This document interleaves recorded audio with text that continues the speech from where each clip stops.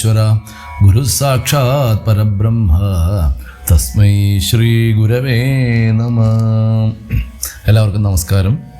വൈഷ്ണവ സുദർശനത്തിലേക്ക് എല്ലാ ഭക്തമനസ്സുകൾക്കും ഹൃദയം നിറഞ്ഞ സ്വാഗതം. ഇന്ന് രാമായണ മാസം ആരംഭിച്ചിട്ട് 5-ാമത്തെ ദിവസം. അപ്പോൾ 5-ാമത്തെ ദിവസത്തെ പാരായണം നാം ചെയ്യുമ്പോൾ അതിലെ കഥകൾ എന്തൊക്കെയാണ് നമ്മൾ വായിക്കുന്നത്.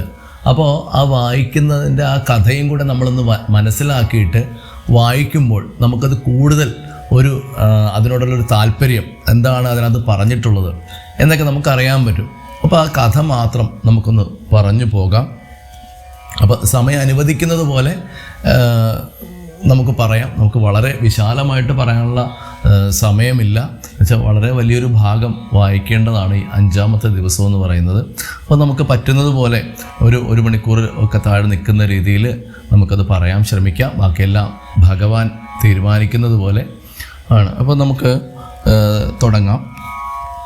ഹരേ രാമ രാമ രാമ ഹരേ ഹരേ, ഹരേ കൃഷ്ണ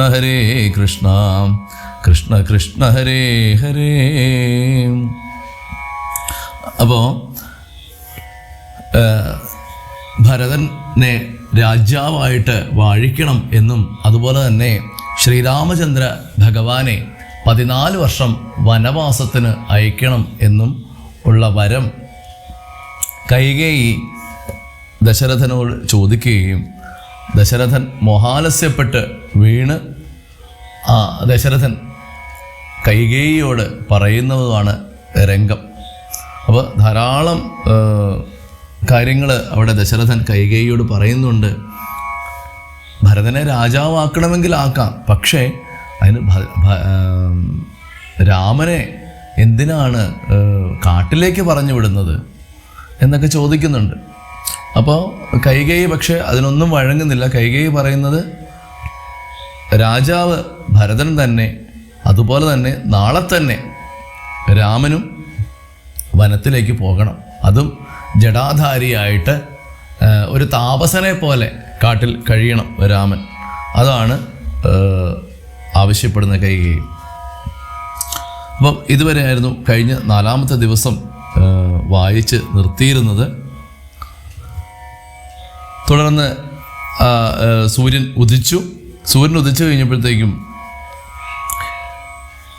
ഈ മന്ത്രി ആയിട്ടുള്ള അദ്ദേഹം സുമന്ത്രര് രാജാവിനെ സമയമായിട്ടും രാജാവ് രാജസഭയിൽ എത്താത്തത് കൊണ്ട് അതെന്താണ് കാരണം എന്നറിയാനായിട്ട് അങ്ങനെ ആ സുമന്ത്രര് രാജാവിനെ, ദശരഥ മഹാരാജാവിനെ തിരക്കി വരുന്നു. അങ്ങനെ ക്രോധാകാരത്തിലുണ്ടെന്നറിഞ്ഞ് അദ്ദേഹം അവിടെയും എത്തി. അപ്പോൾ ചോദിക്കുകയാണ്, അദ്ദേഹത്തിനെ സ്തുതിച്ചു. രാജേന്ദ്ര പ്രവര ജയ ജയ എന്നൊക്കെ പറഞ്ഞ് സ്തുതിച്ചിട്ട് പറഞ്ഞു, അപ്പം അങ്ങേ കൊട്ടാരത്തിലേക്ക് കാണാത്തത് കൊണ്ടാണ്, രാജസഭയിലേക്ക് കാണാത്തത് കൊണ്ടാണ് ഞാൻ തിരക്കി വന്നതെന്ന് പറയുമ്പോൾ അദ്ദേഹം കരയുകയാണ്. അദ്ദേഹം കണ്ണുനീര് ഒലിപ്പിച്ചുകൊണ്ട് ഇങ്ങനെ നിൽക്കുകയാണ്. അപ്പോൾ ഇതൊക്കെ കണ്ടപ്പോഴത്തേക്കും സുമന്ത്രർക്ക് ആകെ വല്ലാണ്ടായി. എന്ന് വെച്ചാൽ രാജാവിനെ ഇങ്ങനൊരു അവസ്ഥയിൽ ദശരഥ മഹാരാജാവിനെ കണ്ടിട്ടില്ല. അപ്പോൾ കൈകേയിയോട് ചോദിച്ചു, എന്താണ് അദ്ദേഹത്തിന് പറ്റിയത്, അദ്ദേഹത്തിന് എന്താണ് സംഭവിച്ചത് എന്നൊക്കെ കൈകേയിയോട് സുമന്ത്രർ ചോദിക്കുകയാണ്.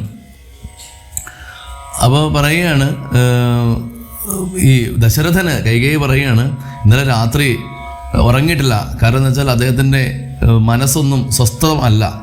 അദ്ദേഹം എപ്പോഴും രാമേതി രാമനെ എപ്പോഴും ചിന്തിച്ചുകൊണ്ടേയിരിക്കുക, രാമ എന്ന് ഉറക്കെ പറഞ്ഞ് കരയുകയാണ് എന്ന് പറയുകയാണ്. അപ്പോൾ ഈ രാമനെ കാണാഞ്ഞിട്ടാണ് രാജാവിന് ഇത്രയും ദുഃഖം വരുന്നത് എന്ന് മനസ്സിലാക്കിയ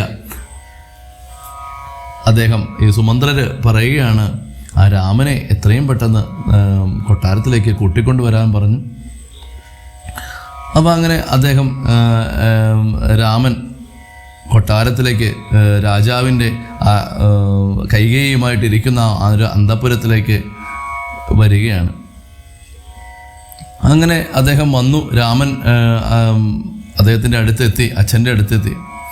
വന്നു കഴിഞ്ഞ ഉടനെ തന്നെ ആ അച്ഛൻ്റെ പാദങ്ങളിലൊക്കെ വീണു നമസ്കരിച്ചു. എന്നിട്ട് അദ്ദേഹം ആലിംഗനം ചെയ്തു. എന്നിട്ട് 2 കൈയും കൂടെ നീട്ടി ദുഃഖഭാവത്തിൽ രാമ എന്ന് വിളിച്ചുകൊണ്ട് ആ രാമൻ്റെ അടുത്തേക്ക് ആലിംഗനം ചെയ്യാനായിട്ട് എത്തിയതും അദ്ദേഹം രാമൻ്റെ അടുത്ത് എത്തുന്നതിന് മുമ്പ് തന്നെ അദ്ദേഹത്തിൻ്റെ കാലുകൾ വിറച്ച് അദ്ദേഹം ഭൂമിയിലേക്ക് വീണുപോയി. രാമ എന്ന് വിളിച്ചുകൊണ്ട് അദ്ദേഹം ആ ഭൂമിയിലേക്ക് വീണുപോയി. ഉടനെ തന്നെ രാഘവൻ, അതായത് ശ്രീരാമചന്ദ്രന് വളരെ സങ്കടമായി. അദ്ദേഹം ഓടിച്ചെന്ന് താതനെ പിടിച്ചെഴുന്നേൽപ്പിച്ച് ആശ്ലേഷവും ചെയ്തു. അദ്ദേഹം ആ അച്ഛനെ പിടിച്ചെഴുന്നേൽപ്പിച്ചിട്ട് കെട്ടിപ്പിടിച്ചു. എന്താണ് അച്ഛ, എൻ്റെ അച്ഛൻ എന്താണ് പറ്റിയത്? എന്നിട്ട് തൻ്റെ മടിയിൽ അച്ഛനെ കിടത്തി. എന്നിട്ട് ചോദിക്കുകയാണ്, രാമൻ ചോദിക്കുക, എന്ത് പറ്റി എൻ്റെ അച്ഛനെ ഞാൻ ഇങ്ങനെ ഇതുവരെ കണ്ടിട്ടില്ലല്ലോ, എന്തിനാണ് അച്ഛൻ ഇങ്ങനെ വിഷമിക്കുന്നത് എന്നൊക്കെ ചോദിച്ചു. അപ്പോൾ ഈ ഇതൊക്കെ കണ്ടപ്പോഴത്തേക്കും അവിടെ നിന്ന് രാജാവിന് എന്താണ് സംഭവിച്ചതെന്നറിയാൻ ഉടനെ ആ രാജനാരീ ജനങ്ങളെല്ലാം അവിടെ വന്നു. ഇതൊക്കെ കണ്ടപ്പോഴത്തേക്കും ഈ അവരൊക്കെ കരയാൻ തുടങ്ങി. അങ്ങനെ ഈ കരച്ചിലൊക്കെ കേട്ടപ്പോൾ വസിഷ്ഠ മുനിയും അവിടെ വന്നു.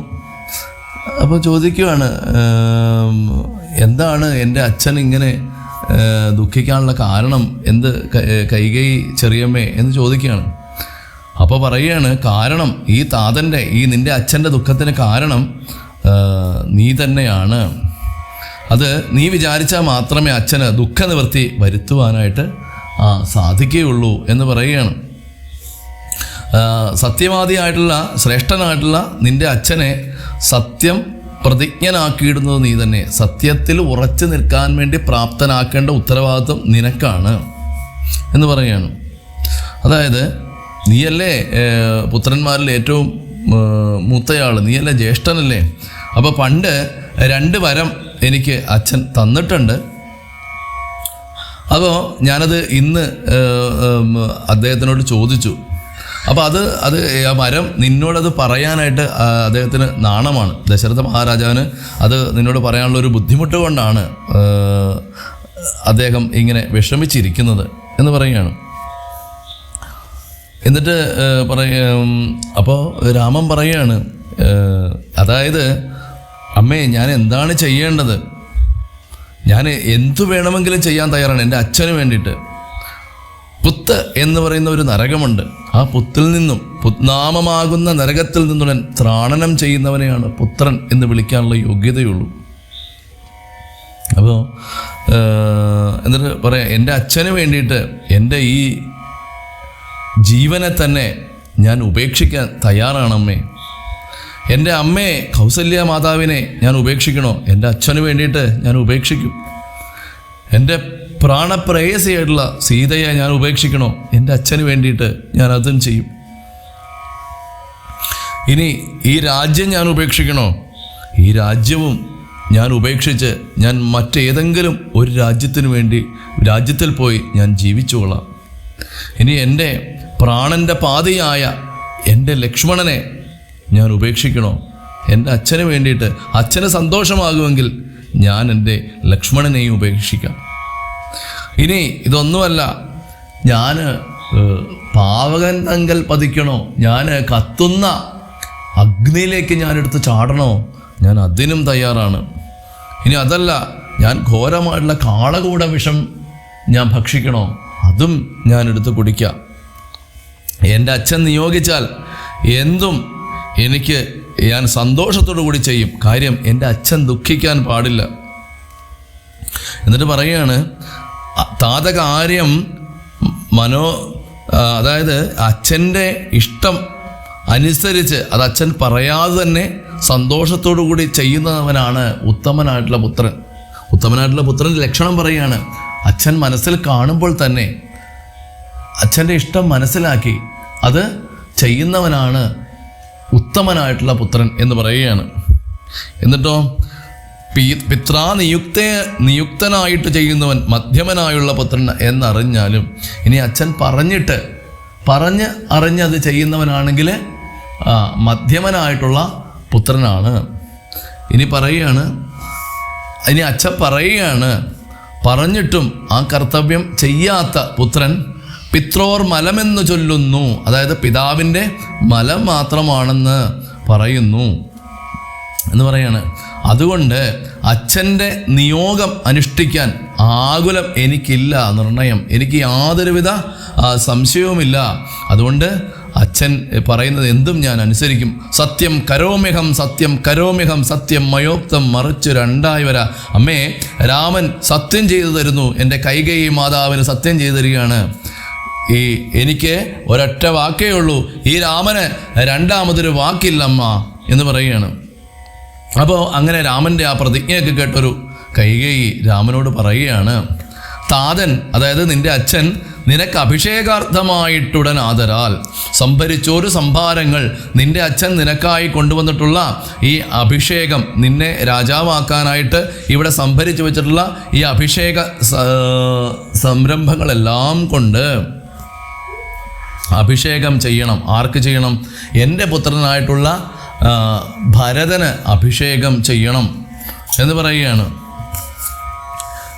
അതുപോലെ തന്നെ പിന്നെ രണ്ടാമത്തെ വരം, അതാണ് ഒന്നാമത്തെ വരം, നീ രാജാവാകാൻ പാടില്ല, പകരം ആര് അഭിഷേകം ചെയ്യണം രാജാവായിട്ട്? എൻ്റെ മകൻ, എൻ്റെ പുത്രൻ ഭരതനെ രാജാവായിട്ട് അഭിഷേകം ചെയ്യണം. പിന്നെ രണ്ടാമതൊരു വരം കൂടിയുണ്ട്. അത് ഇതാണ്, ഇന്ന് തന്നെ നീ 14 സംവത്സരം കാനനെ താപസവേഷേണ വാഴുകയും വേണം. നീ ഇന്ന് തന്നെ പോകണം കാട്ടിലേക്ക്. 14 സംവത്സരം, 14 വർഷം ഇനി നീ കാട്ടിൽ തന്നെ കഴിയണം. അങ്ങനെ കഴിയണത് എങ്ങനെയാണ്? താപസനെ പോലെ, ഒരു തപസ്സിനായിട്ടൊരു മഹർഷി, ഒരു ഋഷി എങ്ങനെ പോകുന്നു അതുപോലെ നീ കാട്ടിൽ കഴിയണം. ഇത് നിന്നോട് പറയാനുള്ള ഒരു മടി കൊണ്ടാണ് നിൻ്റെ അച്ഛൻ ഇങ്ങനെ ഒരു ദുഃഖിച്ചിരിക്കുന്നത്. അപ്പോൾ ഇത് കേട്ടതും ശ്രീരാമചന്ദ്രൻ പറയുകയാണ്, എന്തിനാണമ്മേ ഇതിന് ഇത്ര ഒരു, എന്നോട് പറയാൻ അച്ഛൻ ഇത്ര ഒരു വൈഷമ്യം, എന്തിനാണ് ഇത്ര ബുദ്ധിമുട്ട്? എത്രയും പെട്ടെന്ന് ഭരതന് അഭിഷേകം ചെയ്യണം. ഞാൻ ഉടൻ തന്നെ ഞാൻ വനത്തിലേക്ക് പോകാൻ ഒരുങ്ങുകയാണമ്മേ. അത് എൻ്റെ അച്ഛന് അതെന്നോട് പറയണം. പറയുന്നതിന് എന്താണ് ഒരു ബുദ്ധിമുട്ട്? എനിക്കത് സന്തോഷമല്ലേ. രാജ്യത്തെ രക്ഷിപ്പതിന് മതിയവൻ. ഈ രാജ്യത്തെ രക്ഷിക്കാൻ ഭരതൻ ധാരാളമാണ്. രാജ്യം ഉപേക്ഷിപ്പതിന് ഞാനും മതി. ഞാൻ ഈ രാജ്യം ഉപേക്ഷിച്ചോളാം. എന്നിട്ട് പറയുകയാണ്, അമ്മേ, ദണ്ഡമത്രേ രാജ്യഭാരം വഹിപ്പതു, ദണ്ഡകവാസത്തിന് ഏറ്റവും എളുതല്ലോ. ദണ്ഡമാണ് അമ്മേ ഈ രാജ്യഭാരം നോക്കുക എന്ന് പറഞ്ഞാൽ, ഈ രാജ്യത്തെ നോക്കുക എന്ന് പറഞ്ഞാൽ അത് ചെറിയ കാര്യമല്ല. രാജ്യത്തെ എല്ലാ കാര്യങ്ങളും ചെയ്യണം. സമസ്ത പ്രജകളുടെ മാത്രമല്ല, സമസ്ത ജീവജാലങ്ങളെയും സംരക്ഷിക്കേണ്ടത് ഒരു രാജാവിൻ്റെ കടമയാണ്, കർത്തവ്യമാണ്. ഇത് ഞാൻ വനത്തിലേക്ക് പോവുകയാണെങ്കിൽ എനിക്ക് എൻ്റെ കാര്യം മാത്രം നോക്കിയാൽ മതി അമ്മേ പറയുകയാണ്. ഇപ്പം രാമായണത്തിൽ ഉടനീളം നോക്കുകയാണെങ്കിൽ ത്യാഗമാണ് അല്ലേ. നാളെ ചക്രവർത്തിയാകാനിരിക്കുന്ന ആ രാമനാണ് പറയുന്നത്. ഇപ്പോൾ നമുക്കൊന്ന് ചിന്തിച്ചാൽ, നമ്മുടെ നാട്ടിലേക്ക് ഒരു ക്ലബിൻ്റെ പ്രസിഡന്റ് സ്ഥാനം കിട്ടിക്കഴിഞ്ഞാൽ അടുത്ത വർഷവും ആ പ്രസിഡന്റ് ആകാനായിട്ട് ആരെയൊക്കെ എന്തൊക്കെ ചെയ്ത് എന്തെല്ലാം കുതന്ത്രങ്ങൾ നടത്തിയാണ് വീണ്ടും ആ ഒരു കേവലമായിട്ടുള്ളൊരു ക്ലബ്ബ് പ്രസിഡന്റോ അല്ല സെക്രട്ടറിയോ ആകാൻ എന്തെല്ലാം കാര്യങ്ങളാണ് ആൾക്കാർ. അത്ര അധികാര കൊതിയന്മാരായിട്ടുള്ള ഒരു സമൂഹമാണ് ഇന്നുള്ളത് അല്ലേ. അപ്പം അന്ന് രാമൻ പറയുകയാണ്, എൻ്റെ അച്ഛന് വേണ്ടിയിട്ട് സന്തോഷത്തോടു കൂടി ഞാനിതെല്ലാം ത്യാഗം ചെയ്യാം അമ്മേ, എൻ്റെ അച്ഛൻ സന്തോഷിക്കണം, അതുമാത്രമേ എനിക്ക് ആഗ്രഹമുള്ളൂ എന്ന് പറയുകയാണ്. എൻ്റെ അച്ഛന് വേണ്ടിയിട്ട് എരിയുന്ന തീയിലേക്ക് ഞാനെടുത്ത് ചാടണോ, ഞാൻ ഉഗ്രമായിട്ടുള്ള വിഷമെടുത്ത് കുടിക്കണോ, ഞാൻ തയ്യാറാണ്. യഥാർത്ഥത്തിൽ നമ്മുടെ രാമായണങ്ങളൊക്കെ സ്കൂളുകളിൽ പഠിപ്പിച്ചിരുന്നെങ്കിൽ ഇന്നുള്ള ആ ഒരു തലമുറ എത്ര മഹത്തുക്കളായിട്ട് മാറിയേനെ. നമ്മൾ ഇപ്പോൾ ടി വിയും പത്രവുമൊക്കെ കാണുമ്പോഴും കേൾക്കുമ്പോഴും നമ്മൾ ആലോചിക്കുന്നത് നമ്മുടെ മനസ്സിൽ വരേണ്ട കാര്യമാണ്. ആനുകാലികമായിട്ടുള്ളൊരു പ്രസക്തി രാമായണത്തിൻ്റെ, രാമൻ എങ്ങനെ ജീവിച്ച് കാണിച്ചു തന്നു, ഒരു ഉത്തമനായിട്ടുള്ള പുത്രൻ എങ്ങനെ ആയിരിക്കണം, ഉത്തമനായിട്ടുള്ള പുത്രൻ്റെ ധർമ്മം എന്താണ്, അച്ഛൻ മനസ്സിൽ കാണുമ്പോൾ തന്നെ അതറിഞ്ഞ് പ്രവർത്തിക്കുന്നവനാണ് ഉത്തമനായ പുത്രൻ. രാമൻ നമുക്ക് പറഞ്ഞ് കാണിച്ചു തരികയാണ്, പറഞ്ഞിട്ട് അത് പ്രവർത്തിക്കുകയാണ് അല്ലേ. അപ്പോൾ എന്തെല്ലാം വളരെ വളരെ മൂല്യങ്ങളുള്ള ഈ രാമൻ്റെ ചരിത്രം നമ്മൾ പഠിക്കേണ്ടേ, നമ്മൾ അറിയണ്ടേ, നമ്മുടെ മക്കൾ പഠിക്കേണ്ടേ? രാമൻ പറയുകയാണ്,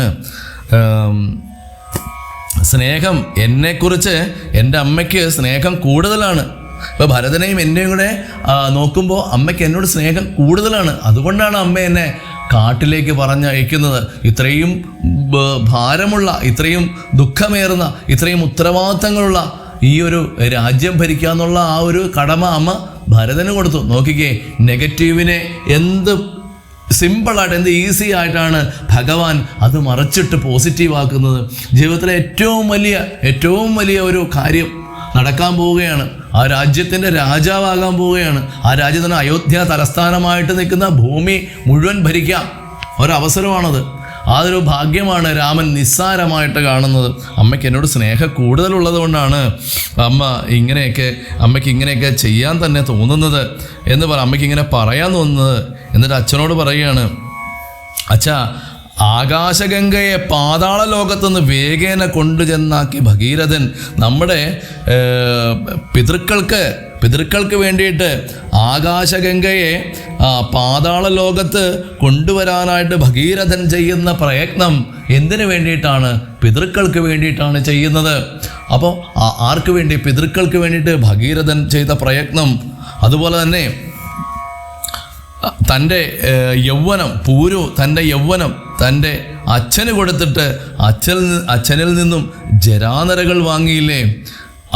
അതൊക്കെ അങ്ങനെയുള്ള മാതൃകകൾ നമ്മുടെ മുമ്പിൽ നിൽക്കുകയല്ലേ? അപ്പോൾ ഈ അല്പമായിട്ടുള്ളൊരു ഈ കാര്യം നിരൂപിച്ചിട്ട് മൽപിത ദുഃഖിപ്പതിന് എല്ലാ അവകാശം പറയുകയാണ്. ഈ ചെറിയൊരു കാര്യം പറഞ്ഞുകൊണ്ട് എൻ്റെ അച്ഛൻ എന്തിനാണ് ഇങ്ങനെ ദുഃഖിക്കുന്നത്? അതുകൊണ്ട് അച്ഛൻ സമാധാനമായിട്ടിരിക്കണം. എന്നിട്ട് പറയുകയാണ്, അപ്പോൾ ഇത് കേട്ടപ്പോഴത്തേക്കും അദ്ദേഹം ദശരഥൻ പറയുകയാണ്, സ്ത്രീജിതനായത് കാമുകനായൊരു രാജാധമനാകുന്നത് എന്നെയും വൈകാതെ പാശേന ബന്ധിച്ചു രാജ്യം ഗ്രഹിക്ക നീ, ദോഷം നിനക്കതിന് ഏതും അകപ്പെടാം. പറയുകയാണ്, രാമനോട് പറയുകയാണ്, ഈ സ്ത്രീക്ക് അടിമയായിട്ടുള്ള അദ്ദേഹം സ്വയം പറയുകയാണ്, ദശരഥൻ പറയുകയാണ്, കാമുകനായിട്ടുള്ള രാജാന്മാരിൽ അധമനായിട്ടുള്ള ഇത്രയും ശ്രേഷ്ഠനായിട്ടുള്ള രാജാവാണ് ദശരഥൻ. എന്നിട്ടും അദ്ദേഹം പറയുകയാണ്, തൻ്റെ പുത്രനെ ഇങ്ങനെ കാട്ടിലേക്ക് വിടേണ്ടി വരുന്ന ഒരു അവസ്ഥ ഓർത്തിട്ട് അദ്ദേഹം സ്വയം ശപിച്ച് പറയുകയാണ്, എന്നെ ഒരു പാശം കൊണ്ട്, എന്നെ ഒരു കയറ് കൊണ്ട് ബന്ധിച്ചിട്ട് നീ കാരാഗ്രഹത്തിൽ കൊണ്ട് നീ അടയ്ക്കൂ, എന്നിട്ട് നീ രാജ്യം എന്നിൽ നിന്ന് നീ പിടിച്ചെടുക്കൂ, അതുകൊണ്ട് നിനക്ക് മറ്റു ദോഷങ്ങളൊന്നും നിന്നെ ബാധിക്കുകയില്ല കുമാര, നീ അങ്ങനെ ചെയ്യണമെന്ന് പറയുകയാണ്. എന്നിട്ട് അദ്ദേഹം കരയുവാണ്. ദശരഥൻ അവിടെ കിടന്ന് കരഞ്ഞുകൊണ്ടിരിക്കണം. ഹാ രാമ ഹാ ജഗന്നാഥ ഹാ രാമ ഹാ മമ പ്രാണവല്ലഭ, നിന്നെ പിരിഞ്ഞു ഞാൻ എങ്ങനെയാണ് രാമ, നിന്നെ പിരിഞ്ഞിട്ട് ഞാൻ എങ്ങനെയാണ് ജീവിക്കുന്നത്? എന്നെ പിരിഞ്ഞിട്ട് നീ ഘോര മഹാവനത്തില് ഈ ഘോരവനത്തില് നീ എങ്ങനെയാണ് ഒറ്റയ്ക്ക് പോകുന്നത് എൻ്റെ നന്ദന, എൻ്റെ കുട്ടി? എന്നിട്ട് വീണ്ടും കരയുകയാണ്. എന്നിട്ട് രാമനെ കെട്ടിപ്പിടിച്ച് വീണ്ടും കരഞ്ഞുകൊണ്ട് പറയണ്. അപ്പോൾ രാമൻ കയ്യിൽ കുറച്ച് വെള്ളം എടുത്തിട്ട് അദ്ദേഹത്തിൻ്റെ കണ്ണും മുഖവുമൊക്കെ തുടച്ചു. എന്നിട്ട് ആശ്ലേഷിച്ചുകൊണ്ട് പറയുകയാണ്, എന്തിനൻ താതൻ വൃഥൈവ ദുഃഖിക്കുന്നത്, എന്ത് ദണ്ഡമിതിന് മഹീപതേ, എന്തിനാണ് എൻ്റെ അച്ഛൻ ഇങ്ങനെ ദുഃഖിക്കുന്നത്? എനിക്കിതിന് യാതൊരുവിധ ബുദ്ധിമുട്ടുകളും ഇല്ല അച്ഛാ എന്ന് പറയുകയാണ്. എന്നിട്ട് വീണ്ടും അച്ഛനോട് പറയുകയാണ്, അച്ഛൻ ഓർക്കൂ, ഈ രാജ്യഭാരം വഹിക്കുന്നത് വളരെ ബുദ്ധിമുട്ടുള്ള കാര്യമാണ് എൻ്റെ അച്ഛനറിയാമല്ലോ. ഏറ്റവും സുഖം വനത്തിൽ താമസിക്കുന്നതിന് വേണ്ടിയിട്ടാണ്. അതുകൊണ്ട് ഏതുമേ ദണ്ഡമില്ലാതെ കർമ്മം മമ മാതാവിനിക്ക് വിധിച്ചതു നന്നല്ലോ. എന്നിട്ട് നോക്കിയേ, ആ അമ്മയെ കൂടി അച്ഛൻ അല്ലെങ്കിൽ രാജ്യത്തിലെ പ്രജകൾ മോശമൊന്നും പറയാതിരിക്കാനായിട്ട് പറയുകയാണ്. എത്ര സുഖമായിട്ടുള്ള ഒരു ഒരു കാര്യമാണ് അമ്മ എന്നോട് പറഞ്ഞത്. എനിക്കതിനകത്ത് യാതൊരുവിധ ബുദ്ധിമുട്ടുമില്ല. എന്നിട്ട് മാതാവ് കൗസല്യ തന്നെയും വന്ദിച്ചു, മൈഥിലിയോടും പറഞ്ഞിനി വൈകാതെ. അദ്ദേഹം എന്നിട്ട് തൻ്റെ അമ്മയായിട്ടുള്ള കൗസല്യയെയും അതുപോലെ തന്നെ മൈഥിലിയോടൊക്കെ പറഞ്ഞ് അദ്ദേഹം പോകാനായിട്ട് ഒരുങ്ങുകയാണ്. അപ്പോഴാണ് അവിടെ കൗസല്യയുടെ അന്തഃപുരത്തിൽ നോക്കിയപ്പോൾ അമ്മ ബ്രാഹ്മണരെ കൊണ്ട് ഹോമപൂജാദികളൊക്കെ ചെയ്യിക്കുകയാണ്. കാരണം എന്ന് വെച്ചാൽ അമ്മ ഇതൊന്നും അറിഞ്ഞിട്ടില്ല. തൻ്റെ പുത്രൻ ഇപ്പോൾ വനത്തിന് പോവുകയാണ് എന്നൊന്നും അറിഞ്ഞിട്ടില്ല. അത് അദ്ദേഹത്തിന് അഭ്യുദയം വരുത്തുന്നതിന് വേണ്ടിയിട്ട് ധാരാളം ദാനങ്ങളൊക്കെ ചെയ്യുകയാണ് ഇവിടെ കൗസല്യ മാതാവ്. എന്നിട്ട് ഭക്തി കൈക്കൊണ്ട് ആ ഭഗവത് പാദാംബുജം ചിത്തത്തിൽ നന്നായി ഉറപ്പിച്ചുള്ള, എന്നിട്ട് ആ ഭഗവാനെ തന്നെ ഹൃദയത്തിൽ ഉറപ്പിച്ച് എന്ത് ചെയ്യണു, ആ പുത്രന് വേണ്ടിയിട്ട് ദാനധർമ്മങ്ങൾ ചെയ്യുന്നു. പുത്രന് വേണ്ടിയിട്ട് ക്ഷേത്രങ്ങളിൽ വഴിപാടുകൾ നടത്തുന്നു. എന്നിട്ട് അപ്പോൾ ആ സന്തോഷത്തോടു കൂടി ഇരിക്കുന്ന സമയത്താണ് അദ്ദേഹം സുമിത്രയും ചൊല്ലുവാണ്, രാമനെ കണ്ടില്ലല്ലോ. കുറച്ച് കഴിയുമ്പോൾ രാമൻ അവിടെ വന്നു. രാമൻ വന്നല്ലോ എന്നിട്ട് പറയുകയാണ്. അങ്ങനെ ആ രാമകുമാരനെ അദ്ദേഹം മടിയിലിരുത്തിക്കൊണ്ട്, കൗസല്യ മാതാവ് മടിയിലിരുത്തിക്കൊണ്ട് ചോദിക്കുകയാണ്, എന്തിനൻ മകനെ, എന്താണ് മകനെ നിൻ്റെ ഈ മുഖാംബുജം, നിൻ്റെ മുഖമാകുന്ന ഈ താമര ഇങ്ങനെ വാടുവാനായിട്ടുള്ള കാരണം എന്താണ്? വന്നിരിക്കൂ, നിനക്ക് വിശക്കുന്നില്ലേ? വാ, ഭക്ഷണം കഴിക്കാം, അമ്മ നിനക്ക് ഭക്ഷണം തരാം, വരൂ രാമ ഇരിക്കൂ എന്നൊക്കെ പറയുകയാണ്. അപ്പോൾ പറയുകയാണ്, രാമൻ പറയുകയാണ്, അമ്മേ ഇപ്പോൾ എനിക്ക് ഭക്ഷണം കഴിക്കുന്നതിനുള്ള ആ ഒരു സമയമില്ല, എനിക്കിപ്പോൾ കാട്ടിലേക്ക് പോകണം. കാരണം നമ്മുടെ അച്ഛൻ കൈകേയി അമ്മയ്ക്ക് 2 വരം കൊടുത്തിട്ടുണ്ട്. അതിൽ ഒന്ന് ഭരതനെ വാഴിക്കാമെന്നും രണ്ടാമത്തെ വരം എന്നെ വനത്തിനയക്കുക എന്നുള്ളതാണ്. അതുകൊണ്ട് ഞാനിനി 14 സംവത്സരം വസിക്കുന്നത് ഞാൻ കാട്ടിലായിരിക്കും. അതുകൊണ്ട് അതിനുശേഷം ഞാൻ സന്തോഷത്തോടു കൂടി അമ്മയുടെ കയ്യിൽ നിന്നും തിരികെ വന്നിട്ട് ഭക്ഷണം വാങ്ങിച്ച് കഴിച്ചുകൊള്ളാമെന്ന് പറയുകയാണ്. കൗസല്യ ഇത് കേട്ടതും കൗസല്യ ഞെട്ടി ഭൂമിയിലേക്ക് വീണുപോയി. എന്നുവെച്ചാൽ രാമൻ്റെ ആ ഒരു വാക്ക് കൗസല്യ ആ അമ്മയുടെ ഹൃദയത്തിലേക്ക് ഇടിത്തീ പോലെയാണ്. രാമനത് വളരെ നിസ്സാരമായിട്ട് പറഞ്ഞെങ്കിലും ആ സ്വന്തം അമ്മയുടെ ഹൃദയത്തിലൊരു ഇടിത്തീ പോലെയാണ് അത് വീണത്. എന്നിട്ട് അമ്മ കരയുകയാണ്, എന്താണ് എൻ്റെ കുട്ടി എന്താണ് പറഞ്ഞത്? എന്താണ് കാനനത്തിൽ നീ എന്തിനാണ് കാട്ടിലേക്ക് പോകുന്നത്? അങ്ങനെയാണെങ്കിൽ നീ എന്നെയും കൂടി കൊണ്ടുപോകണം. നിന്നെ എനിക്ക് ഒരു അരനിമിഷം പോലും നീ ഇല്ലാതെ എനിക്ക് ജീവിക്കാൻ പറ്റില്ല പൊന്നുമകനെ. അതുകൊണ്ട് രാമ നീ എന്നെ കൂടി കൊണ്ടുപോകണം. ഇനി അല്ലെങ്കിൽ നീ ദണ്ഡകാരണത്തിലേക്ക് പോവുകയാണെങ്കിൽ ഞാൻ ദണ്ഡധരാലയത്തിന് പോയിടുവാൻ, ഞാൻ ഇപ്പോൾ തന്നെ മരിക്കും. നീ കാട്ടിലേക്ക് പൊയ്ക്കോ, പക്ഷേ ഞാൻ ഇപ്പോൾ തന്നെ മരിക്കും എന്ന് പറയുകയാണ്. എന്നിട്ട് പറയാണ്, പൈതലെ വേർപെട്ടുപോയ പശുവിനുള്ള ആദി പറഞ്ഞറിയിച്ചിടരുതല്ലോ. ഒരു പൈതലിനെ, ഒരു കുട്ടിയെ കാണാതെ പോയ തൻ്റെ പശുവിന് എന്ത് ആദിയാണുള്ളത്? എൻ്റെ മോൻ അറിയില്ലേ അതൊക്കെ?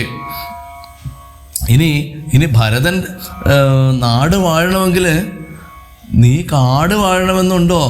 അതങ്ങനെ എന്തിനാണ് വിധിക്കുന്നത്? ഭരതൻ രാജ്യം ഭരിക്കണമെങ്കിൽ ഭരതൻ രാജ്യം ഭരിച്ചോട്ടെ. നീ എന്തിനാണ് കാട്ടിലേക്ക് പോകണത്? എൻ്റെ രാമ, നീ എന്താണ് കൈകേയി അമ്മയോട് ചെയ്തത്? എന്ത് പിഴച്ചതു നീ കൈകേയിയോട്? ചിന്തിക്ക. ഭൂപനോടും കുമാര, നീ ദശരഥ മഹാരാജനോട് നീ എന്ത് തെറ്റാണ് ചെയ്തത് കുമാര? എന്നിട്ട് പറയുകയാണ്, കൗസല്യ അമ്മ പറയുകയാണ്, താതനും ഞാനുമൊക്കും ഗുരുത്വം കൊണ്ടു ഭേദം നിനക്ക് ചെറ്റില്ലെന്ന് നിർണയം. നോക്കുകയാണെങ്കിൽ നിൻ്റെ അച്ഛനെ പോലെ തന്നെയാണ് നിൻ്റെ അമ്മയായിട്ടുള്ള ഞാനും. അപ്പോൾ അച്ഛന് കാട്ടിലേക്ക് പോകാൻ പറഞ്ഞാൽ ഞാൻ പറയും പോകണ്ട എന്ന്. കാരണം രണ്ടുപേരും, അച്ഛനും അമ്മയും മക്കൾക്ക് ഒരേപോലെ തന്നെയാണ് എന്ന് പറയുകയാണ്. ആര്? കൗസല്യാദേവി പറയുകയാണ്. അപ്പോൾ പോകണമെന്ന് താതൻ നിയോഗിക്കിൽ ഞാൻ പോകരുതെന്ന് ചെറുക്കുന്നു. ഞാൻ അത് ചെറുക്കുകയാണ്, ഞാൻ നിന്നെ വിടുകയില്ല. ഞാൻ പറയുന്നു നീ കാട്ടിലേക്ക് പോകണ്ട എന്ന് പറയുകയാണ്. എന്നിട്ട് പറയാണ്, എന്നുടെ വാക്യത്തെ ലംഘിച്ചു ഭൂപതി തന്നെ വാച ഗമിക്കുന്നതാകിലോ ഞാനുമൻ പ്രാണങ്ങളെ ത്യജിച്ചിടുവാൻ മാനവവംശവും പിന്നെ അതൊരു പ്രാക്ക് പോലെയാണ് പറഞ്ഞത്. ഇനി എൻ്റെ വാക്യത്തെ ഞാൻ ലംഘിച്ച് നിൻ്റെ അച്ഛൻ പറയുകയാണ് നീ കാട്ടിലേക്ക് പോകണം എന്ന് പറയുകയാണെങ്കിൽ ഞാൻ എൻ്റെ പ്രാണനെ ഞാൻ ഇല്ലാണ്ട് അതോടുകൂടി മാനവവംശം തന്നെ അല്ലെങ്കിൽ ഈ അയോധ്യയിലെ ആ ഒരു വംശം തന്നെ ഇല്ലാതെയാകും എന്നൊക്കെ പറയുകയാണ്. അപ്പോൾ അങ്ങനെ കൗസല്യയുടെ വചനങ്ങളൊക്കെ വാക്കുകളൊക്കെ ഇങ്ങനെ കേട്ടിട്ട് സൗമിത്രി അപ്പോഴാണ് അറിഞ്ഞ് വരുന്നത്. അദ്ദേഹം ചോദിക്കുകയാണ്, അദ്ദേഹത്തിൻ്റെ കണ്ണുകളൊക്കെ ലക്ഷ്മണസ്വാമിയുടെ കണ്ണുകളൊക്കെ ഇങ്ങനെ നേത്രാഗ്നിന ലോകങ്ങളെല്ലാം ദഹിച്ചു പോകും വണ്ണം കണ്ണിലുള്ള ആ ഒരു തീ കണ്ടപ്പോഴത്തേക്കും ഈ ലോകങ്ങൾ 3 ലോകങ്ങളും ഇല്ലാതെ ആക്കുമോ ലക്ഷ്മണൻ എന്ന് തോന്നിപ്പോയി. രാഘവൻ തന്നെ നോക്കി പറയുകയാണ്, രാമനോട് ചോദിക്കുകയാണ്, എന്താണ് ഭഗവാനെ, രാമ ജ്യേഷ്ഠ, എന്താണ് ഇതിൻ്റെയൊക്കെ കാരണം? എനിക്കിതൊന്നും മനസ്സിലാവുന്നില്ലല്ലോ. ഭ്രാന്തചിത്തനായിട്ടുള്ള ഭ്രാന്തന്മാരുടെ മനസ്സുള്ള ജഡമായിട്ടുള്ള വൃദ്ധനായിട്ടുള്ള വധൂജിതം ആ സ്ത്രീകളുടെ കൂടെ എപ്പോഴും ഉള്ള ആ ഒരു സ്ത്രീകൾക്ക് അടിമയായിട്ടുള്ള ഷഠനായിട്ടുള്ള ആ താതനെ ഞാനിപ്പോൾ തന്നെ ബന്ധിച്ച്, പിന്നെ മാത്രമല്ല അദ്ദേഹത്തിന് ആരൊക്കെ പരിബന്ധികളായിട്ടുണ്ടോ അവരെയും ഒക്കെ ഞാനിപ്പോൾ ബന്ധിച്ചിട്ട് അന്തകൻ വീട്ടിനയച്ച അഭിഷേകം ഒരു അന്തരം കൂടാൻ സാധിക്കും. അവരെയൊക്കെ ഞാൻ ഇപ്പം തന്നെ യമപുരിക്ക് അയക്കും. എൻ്റെ അച്ഛനെ ആണെങ്കിലും ശരി, അച്ഛൻ്റെ പരിചാരകന്മാരെ ആണെങ്കിലും ശരി, എന്നിട്ട് ഞാൻ അങ്ങക്ക് ഞാനിവിടെ അഭിഷേകം കഴിക്കുമെന്ന് പറയുകയാണ്. കാര്യമല്ലാത്തൊരു കാര്യം ലക്ഷ്മണൻ പറയാണ്, കാര്യമില്ലാത്തത് ചെയ്യുന്നതാകിൽ ആചാര്യനും ശാസനം ചെയ്യുന്നതേ വരൂ. ഇനി അത് കാര്യമില്ലാത്തൊരു കാര്യം പറയുന്നത് ആചാര്യൻ നമ്മുടെ ഗുരുവാണെങ്കിൽ കൂടി നമ്മളത് അനുസരിക്കേണ്ട ആവശ്യമില്ല എന്നൊക്കെയാണ് ലക്ഷ്മണൻ്റെ വാദം. അപ്പോൾ ഇത്തരമൊക്കെ പറഞ്ഞ് വളരെ ദേഷ്യത്തോടു കൂടി ഇരിക്കുന്ന ആ സൗമിത്രിയോട് ആ ഭഗവാൻ ആ ലക്ഷ്മണസ്വാമിയെ ഉപദേശിക്കുന്നതാണ് അടുത്ത ഇത് നമുക്ക് വായിക്കേണ്ടത്. ലക്ഷ്മണ സാന്ത്വനം പറയുകയാണ്, വത്സ സൗമിത്രേ കുമാര നീ കേൾക്കണം, മത്സരാദ്യം വെടിഞ്ഞെന്നുടെ വാക്കുകൾ. നിന്നുടെ ഉള്ളിലുള്ള ആ ദേഷ്യമൊക്കെ മാറ്റി വെച്ചിട്ട് ഞാൻ പറയുന്നതൊക്കെ നീ വളരെ ശ്രദ്ധയോടുകൂടി ഒന്ന് കേൾക്കണം. നിന്നുടെ തത്വം എനിക്കറിയാം, നീ ആരാണ്, നിനക്ക് എന്നോടുള്ള സ്നേഹം എന്താണ്, നിൻ്റെ ഉള്ളിൽ നിൻ്റെ മനസ്സിൽ എൻ്റെ സ്ഥാനം എന്താണ് അതൊക്കെ എനിക്കറിയാം. നിന്നുള്ളിൽ എപ്പോഴും എന്നെക്കുറിച്ചുള്ള വാത്സല്യപൂരവും നിന്നോളമില്ല മറ്റാർക്കുമെന്നുള്ളതും, എന്നെക്കുറിച്ചുള്ള വാത്സല്യവും സ്നേഹമൊക്കെ നിന്നെപ്പോലെ മറ്റു ഒരാൾക്കും ഈ ലോകത്തിലില്ല ലക്ഷ്മണ, അതൊക്കെ എനിക്കറിയാം. നിന്നെക്കൊണ്ട് അസാധ്യമായിട്ടുള്ള കർമ്മവുമില്ല ലക്ഷ്മണ, അതും എനിക്കറിയാം. പക്ഷേ ഇനി ഞാൻ പറയുന്നത് നീ ഒന്ന് കേൾക്കണം. ഇനി അതായത് ഭഗവാൻ പറയാണ്, ശ്രീരാമചന്ദ്ര ഭഗവാൻ പറയാണ്, ഈ ദൃശ്യമായുള്ളൊരു രാജ്യവും ദേഹാദിയും വിശ്വവും നിശേഷ ധാന്യധനാദിയും സത്യമെന്നാകിലേ തത് പ്രയാസം തവ യുക്തം അതല്ലാകിൽ എന്തതിനാൽ ഫലം. അനുജ, ഈ കാണുന്ന രാജ്യവും ഈ ദേഹവും ഈ ശരീരവും ഈ വിശ്വവും ഈ പ്രപഞ്ചവും ഈ ധാന്യവും ധനാദികളും ഇതൊക്കെ സത്യമെന്നാകിലേ, ഇതൊക്കെ സത്യമാണെങ്കിൽ മാത്രമേ ഇതിനൊക്കെ നഷ്ടപ്പെടുമ്പോൾ ഒരു പ്രയാസം നമുക്ക് തോന്നുള്ളൂ. സത്യം അതല്ല എങ്കിൽ, യുക്തം അതല്ല എങ്കിൽ എന്തിനാൽ ഫലം? പിന്നെ നമ്മൾ ദുഃഖിക്കുന്നത് കൊണ്ട് എന്താണ് ഫലം ലക്ഷ്മണ? ഇതൊന്നും സത്യമല്ല. നമ്മൾ ഈ ദൃശ്യപ്രപഞ്ചം ഇന്ന് കാണുന്നത് നാളെ കാണുന്നില്ല അല്ലേ? അപ്പോൾ അതുകൊണ്ട് അതിൽ നമുക്ക് ഒട്ടും ദുഃഖം നമുക്ക് തോന്നേണ്ട ആവശ്യമില്ല എന്ന് പറയാണ്. ഭോഗങ്ങളെല്ലാം ക്ഷണപ്രഭാചഞ്ചലം, ഈ കാണുന്ന സുഖങ്ങളൊക്കെ അത് വളരെ ക്ഷണപ്രഭാചഞ്ചലമാണ്, വളരെ ക്ഷണനേരത്തേക്ക് മാത്രമേ ഉള്ളൂ ലക്ഷ്മണ. വേഗേന നഷ്ടമായുസ്സുമോർക്ക നീ. നമ്മൾ ജനിക്കുമ്പോൾ നമ്മളോടൊപ്പം ജനിക്കുന്നത് ഒന്നേ ഉള്ളൂ, നമ്മുടെ മരണമാണ്. അപ്പം എപ്പോഴാണ് നമ്മുടെ മരണമെന്ന് നമുക്കറിയില്ല. നമ്മളിതൊക്കെ ഈ രാജ്യവും സമ്പത്തും സ്വത്തും എല്ലാം സൂക്ഷിച്ചു വെച്ചിട്ട് നമ്മൾ ഈ പ്രപഞ്ചമുള്ളിടത്തോളം കാലം നമ്മൾ ജീവിക്കുമെങ്കിൽ നീ പറയുന്നതിനൊക്കെ ഒരു അർത്ഥമുണ്ട് ലക്ഷ്മണ. ഭോഗങ്ങളെല്ലാം ക്ഷണപ്രഭാചഞ്ചലം, നിസ്സാരമാണ്. ഇതൊക്കെ എപ്പോൾ വേണമെങ്കിലും ഇല്ലാണ്ടാവാം ലക്ഷ്മണ. എന്നിട്ട് പറയാണ് വന്യസന്തപ്ത ലോഹസ്ഥാംബു ബിന്ദുന സന്നിഭം മർത്യജന്മം ക്ഷണഭങ്കുരം. ഈ വന്നിയിൽ എന്താ പറയുക, ഒരു ലോഹം അടിച്ച് അത് പഴിപ്പിച്ചതിന് ശേഷം അതിലേക്ക് ഒരു വെള്ളത്തുള്ളി വീണ് കഴിഞ്ഞാൽ അത് എത്ര ക്ഷണനേരം കൊണ്ട് അത് ഇല്ലാണ്ടാകുമോ അത്രയും ഉള്ളൂ മനുഷ്യജന്മം. ക്ഷണഭങ്കുരമാണ്. ചക്ഷുശ്രവണ ഗളസ്തമാം ദർദുരം ഭക്ഷണത്തിന് അപേക്ഷിക്കുന്നത് പോലെ. അതായത് ഒരു പാമ്പിൻ്റെ കഴുത്തോളം പാമ്പിൻ്റെ എന്താ പറയുക, ഒരു തവളയെ പിടിച്ചിട്ട് ആ തവളയുടെ കഴുത്ത് വരെ വിഴുങ്ങിയിരിക്കുന്ന പാമ്പിൻ്റെ അകത്തിരുന്നിട്ട് ആ ദർദുരം, ആ തവള എന്താണ്, അതിന് മുമ്പിൽ കൂടെ പോകുന്ന ഭക്ഷണത്തിന് വേണ്ടിയിട്ട് ചാടിപ്പിടിക്കാൻ ശ്രമിക്കുന്നു അല്ലേ. ആ ഒരു പാമ്പൊന്ന് വായടക്കേ വേണ്ടൂ, ആ തവളയുടെ ജീവൻ ഇല്ലാണ്ടാകും. അതുപോലെ കാലമാകുന്ന പാമ്പിൽ പരിഗ്രസ്തമാം ലോകവും ആലോല ചേതസ ഭോഗങ്ങൾ തേടുന്നു.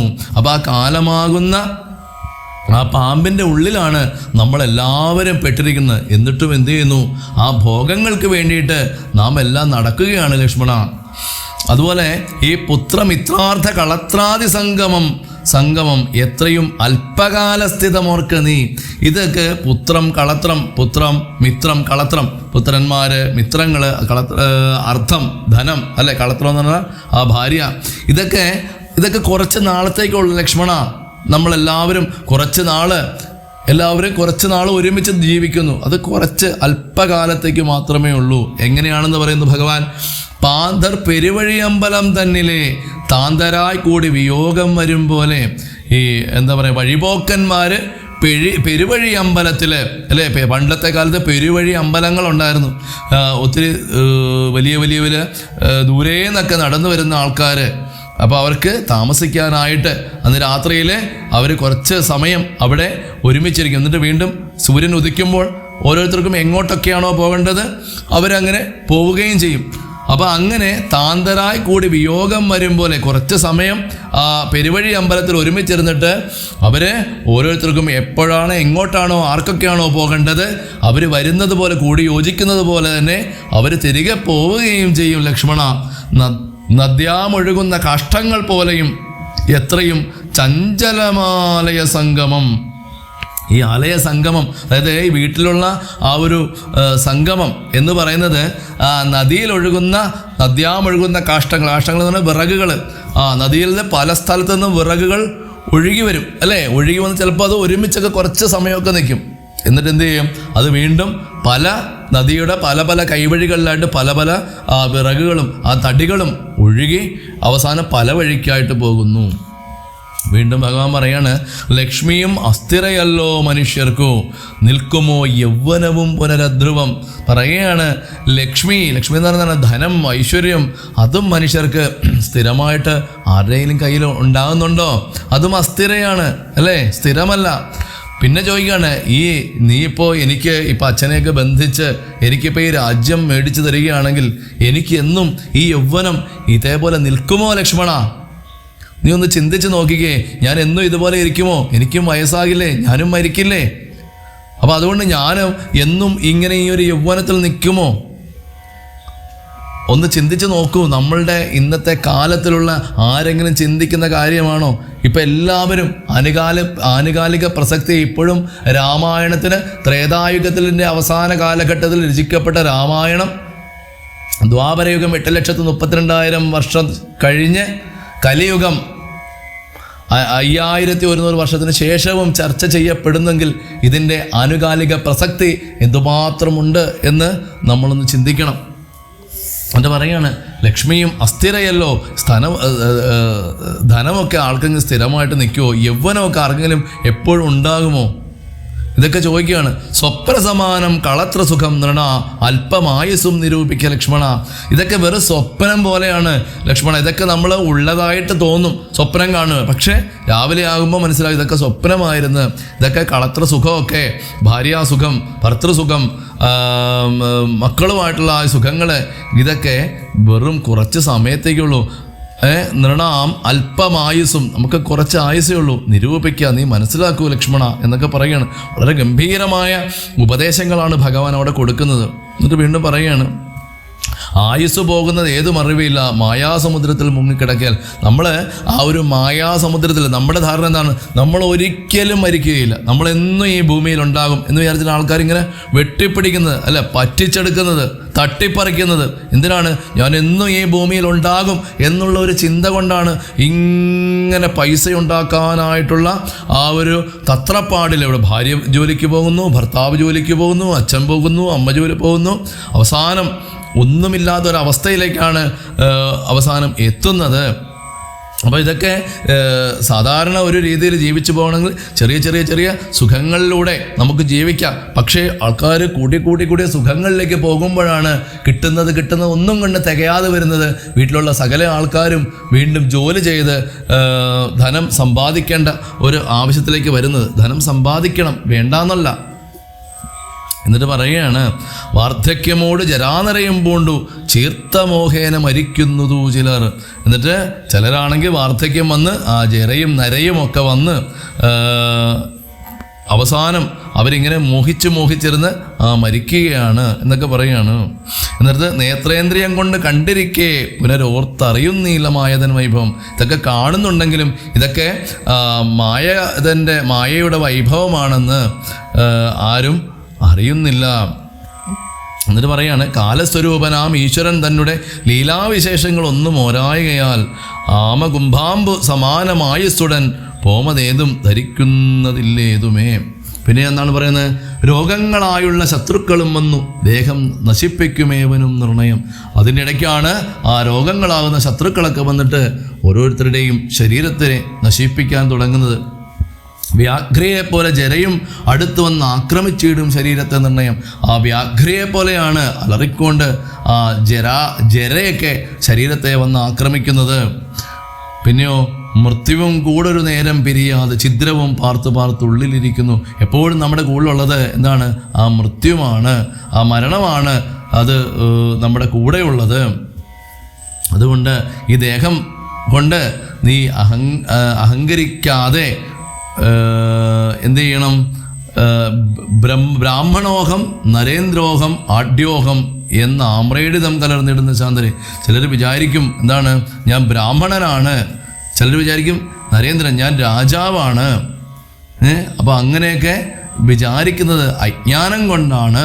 ഈ ബ്രാഹ്മണനാണെങ്കിലും രാജാവാണെങ്കിലും ഇനി കച്ചവടക്കാരനാണെങ്കിലും ഇനി ശൂദ്രനാണെങ്കിലും ശരി, ഇവരെ എല്ലാവരും ജന്തുക്കൾ ഭക്ഷിച്ചു കാഷ്ടിച്ചു പോകിലാം. ഒന്നുകിൽ മരിച്ചു കഴിഞ്ഞാൽ ചിലപ്പോൾ വല്ല ജന്തുക്കളും വന്നിട്ട് ഭക്ഷിച്ച് അതിൻ്റെ ഒരു കാഷ്ടമായിട്ട് ചിലപ്പോൾ ആ രാജാവാണെന്ന് പറഞ്ഞിട്ട് കാര്യമില്ല, അല്ലേ? ചിലപ്പോൾ ജന്തുക്കൾ ഭക്ഷിച്ച് വേണേൽ കാഷ്ടിച്ചു പോകാം. ഇനി അതുമല്ല, വെന്തു വെണ്ണീറായി ചമഞ്ഞു പോയിടില്ലാം, രാജാവാണ് അതുകൊണ്ട് സൂക്ഷിച്ച് വെച്ചേക്കാം എന്ന് വിചാരിക്കോ? ഇല്ല, ചിലപ്പോൾ വെണ്ണീറായിട്ട് ഒരു ഭസ്മമായിട്ട് ആ ശരീരം മാറിയേക്കാം എന്ന് പറയാണ്. ഇനി അതുമല്ല, മണ്ണിന് കീഴായി കൃമികളായി പോകിലാം. ചിലപ്പോൾ മണ്ണിൻ്റെ അടിയിൽ ചിലപ്പോൾ കൃമികളായിട്ട് ആ ശരീരം ഇല്ല, ചില കൃമികൾക്കുള്ള ഭക്ഷണമായിട്ട് പോകാം. എന്നിട്ട് പറയാണ്, നന്നല്ല ദേഹം നിമിത്തം മഹാമോഹം. ഈ ശരീരത്തിൽ ഈ ദേഹം, ഈ ശരീരമാണ് ഞാൻ എന്നുള്ള ആ ഒരു മഹാമോഹം അത് മാറ്റിവെക്കൂ ലക്ഷ്മണ. രക്താസ്തി വിൺമൂത്രരേതസാം സമ്മേളനം പഞ്ചഭൂതക നിർമ്മിതം. ത്വക്ക്, മാംസം, രക്തം, അസ്ഥി, മലം, മൂത്രം, രേതസ്, ഇതിൻ്റെ എല്ലാം സമ്മേളനമാണ് പഞ്ചഭൂതക നിർമ്മിതം. പഞ്ചഭൂതങ്ങൾ അല്ലേ? പഞ്ചഭൂതങ്ങൾ അറിയാം അല്ലേ? ആകാശം, അഗ്നി, വായു, ജലം, ഭൂമി. അങ്ങനെ ഈ പഞ്ചഭൂതങ്ങൾ എല്ലാം കൂടെ ചേർന്ന് ഈ ത്വക്കും മാംസവും രക്തവും അസ്ഥിയും മലവും മൂത്രവും രേതസും ഇതിൻ്റെ എല്ലാത്തിനും ഒരു സമ്മേളനമാ മാത്രമേ ഉള്ളൂ ഈ ശരീരത്തിന്. അല്ലാതെ ഈ ശരീരത്തിന് നീ ഇപ്പോൾ വിചാരിക്കുന്ന പോലെ ഒരു ഗുണങ്ങളുമില്ല ലക്ഷ്മണ. നിനക്ക് ഈ ദേഹാഭിമാനം നിമിത്തമുണ്ടായതാണ് ഈ ലോകത്തെ ദഹിപ്പിപ്പാനായിട്ട്, ഈ ലോകത്തെ തന്നെ നശിപ്പിക്കാനായിട്ട് നീ ഇപ്പോൾ പുറപ്പെടുന്നത്. നിനക്ക് ദേഹാഭിമാനം, ഞാനാണ്, ഈ ശരീരമാണ് എന്നുള്ളൊരു തോന്നൽ കൊണ്ടാണ് നിനക്കിപ്പോൾ ഇങ്ങനെയൊക്കെ തോന്നുന്നത്. അത് നിൻ്റെ അജ്ഞാനം കൊണ്ടാണ് ലക്ഷ്മണ. അതുകൊണ്ട് ഈ ദോഷങ്ങളൊക്കവേ ദേഹാഭിമാനിനാം രോഷേണ വന്ന് ഭവിക്കുന്നവർ, ദേഹാഭിമാനമുള്ളപ്പോഴാണ് ഈ ദോഷങ്ങളൊക്കെ നമ്മളിലേക്ക് വരുന്നത്. അതുകൊണ്ട് ദേഹോ അഹം എന്നുള്ള ബുദ്ധി, ഞാൻ ഈ ശരീരമാണ് എന്നുള്ള ബുദ്ധി മനുഷ്യർക്ക് മോഹമാതാവാം അവിദ്യയാകുന്നതും, മനുഷ്യരുടെ മോഹത്തിൻ്റെ ഒരു മാതാവ് അതല്ലേ മോഹം എന്ന് പറഞ്ഞാൽ എപ്പോഴും എന്താ പറയുക, ഇല്ലാത്ത ഒന്നിന് വേണം എന്നുള്ളൊരാഗ്രഹമാണ് മോഹം എന്ന് പറയുന്നത്. അത് അവിദ്യയാകുന്നതും. എങ്ങനെയാണ് പിന്നെ കാണേണ്ടത്? ദേഹമല്ലോർക്കിൽ, നീ കാണുന്ന ദേഹമല്ല ലക്ഷ്മണ, നീ ഞാനായത് ആത്മാവെന്നു മോഹൈക ഹന്ത്രയായുള്ളത് വിദ്യകൾ. അപ്പോൾ വിദ്യ എന്താണ്? ഞാൻ എന്താണ്? ആത്മാവാണ്, ദേഹമല്ല. ഞാൻ ഈ കാണുന്ന ദേഹമോ ബുദ്ധിയോ ശരീരമോ അല്ലേ മനസ്സോ ഇന്ദ്രിയങ്ങളോ ഒന്നുമല്ല. എന്താണ്? ഞാൻ ആത്മാവാണ്. പക്ഷേ അജ്ഞാനം എന്താണ്? ഞാൻ ഈ ശരീരമാണ്. ദേഹോഹം എന്നുള്ള ബുദ്ധിയാണ് അജ്ഞാനം. ഞാൻ ഈ ശരീരമല്ല, ഇതിനൊക്കെ അതീതമായിട്ടുള്ള ആത്മാവാണ് എന്ന് ചിന്തിക്കുന്നതാണ് ജ്ഞാനം, വിദ്യ എന്ന് ഭഗവാൻ പറയുകയാണ്. എന്നിട്ട് പറയുകയാണ്, സംസാരകാരിണിയായത് അവിദ്യയും, ഈ സംസാരം ഉണ്ടാകുന്നതിൻ്റെ, സംസാരത്തിൻ്റെ ഒരു കാരണം തന്നെ ഈ അവിദ്യയാണ്. ഞാൻ ശരീരമാണെന്നുള്ളൊരു തോന്നലാണ് ഈ സർവ സംസാരത്തിൻ്റെയും കാരണം ഈ അവിദ്യയാണ്. സംസാരനാശിനിയായത് വിദ്യയും, ഈ സംസാരം ഇല്ലാണ്ടാക്കി ഒടുവിൽ മോക്ഷപ്രാപ്തി നൽകുന്നത് വിദ്യയാണ് എന്ന് പറയുകയാണ്. സംസാരം തരുന്നത് അവിദ്യയും സംസാരനാശിനിയായത് വിദ്യയുമാണ് ലക്ഷ്മണ.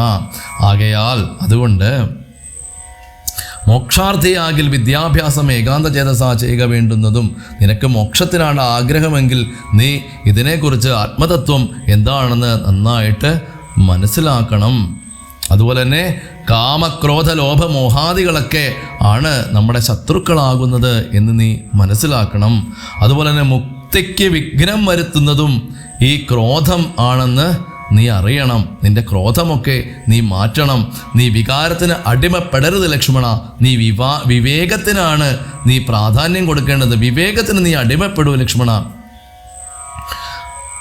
എന്നിട്ട് പറയുകയാണ് ഭഗവാന്, മാതാ പിതൃ ഭ്രാതൃ മിത്ര സഖികളെ ക്രോധം നിമിത്തം ഹനിക്കുന്നതു ഉപ്പുമാൻ. ഭഗവാൻ ത്രേതായുഗത്തിൽ പറഞ്ഞു വെച്ച കാര്യം ഇപ്പോൾ നമുക്ക് പത്രമെടുത്ത് നോക്കിയാൽ നമുക്ക് വ്യക്തമാകും അല്ലേ. മാതാവിനെ, പിതാവിനെ, ഭ്രാതാവിനെ അല്ലെ, സഹോദരനെ, കൂട്ടുകാരികളെ ക്രോധം നിമിത്തം ഉള്ളിലുള്ള ദേഷ്യം കൊണ്ട് ഹനിക്കുന്നത് ഉപ്പുമാൻ. മനുഷ്യര് ഹനിക്കുന്നു, കൊല്ലുന്നു.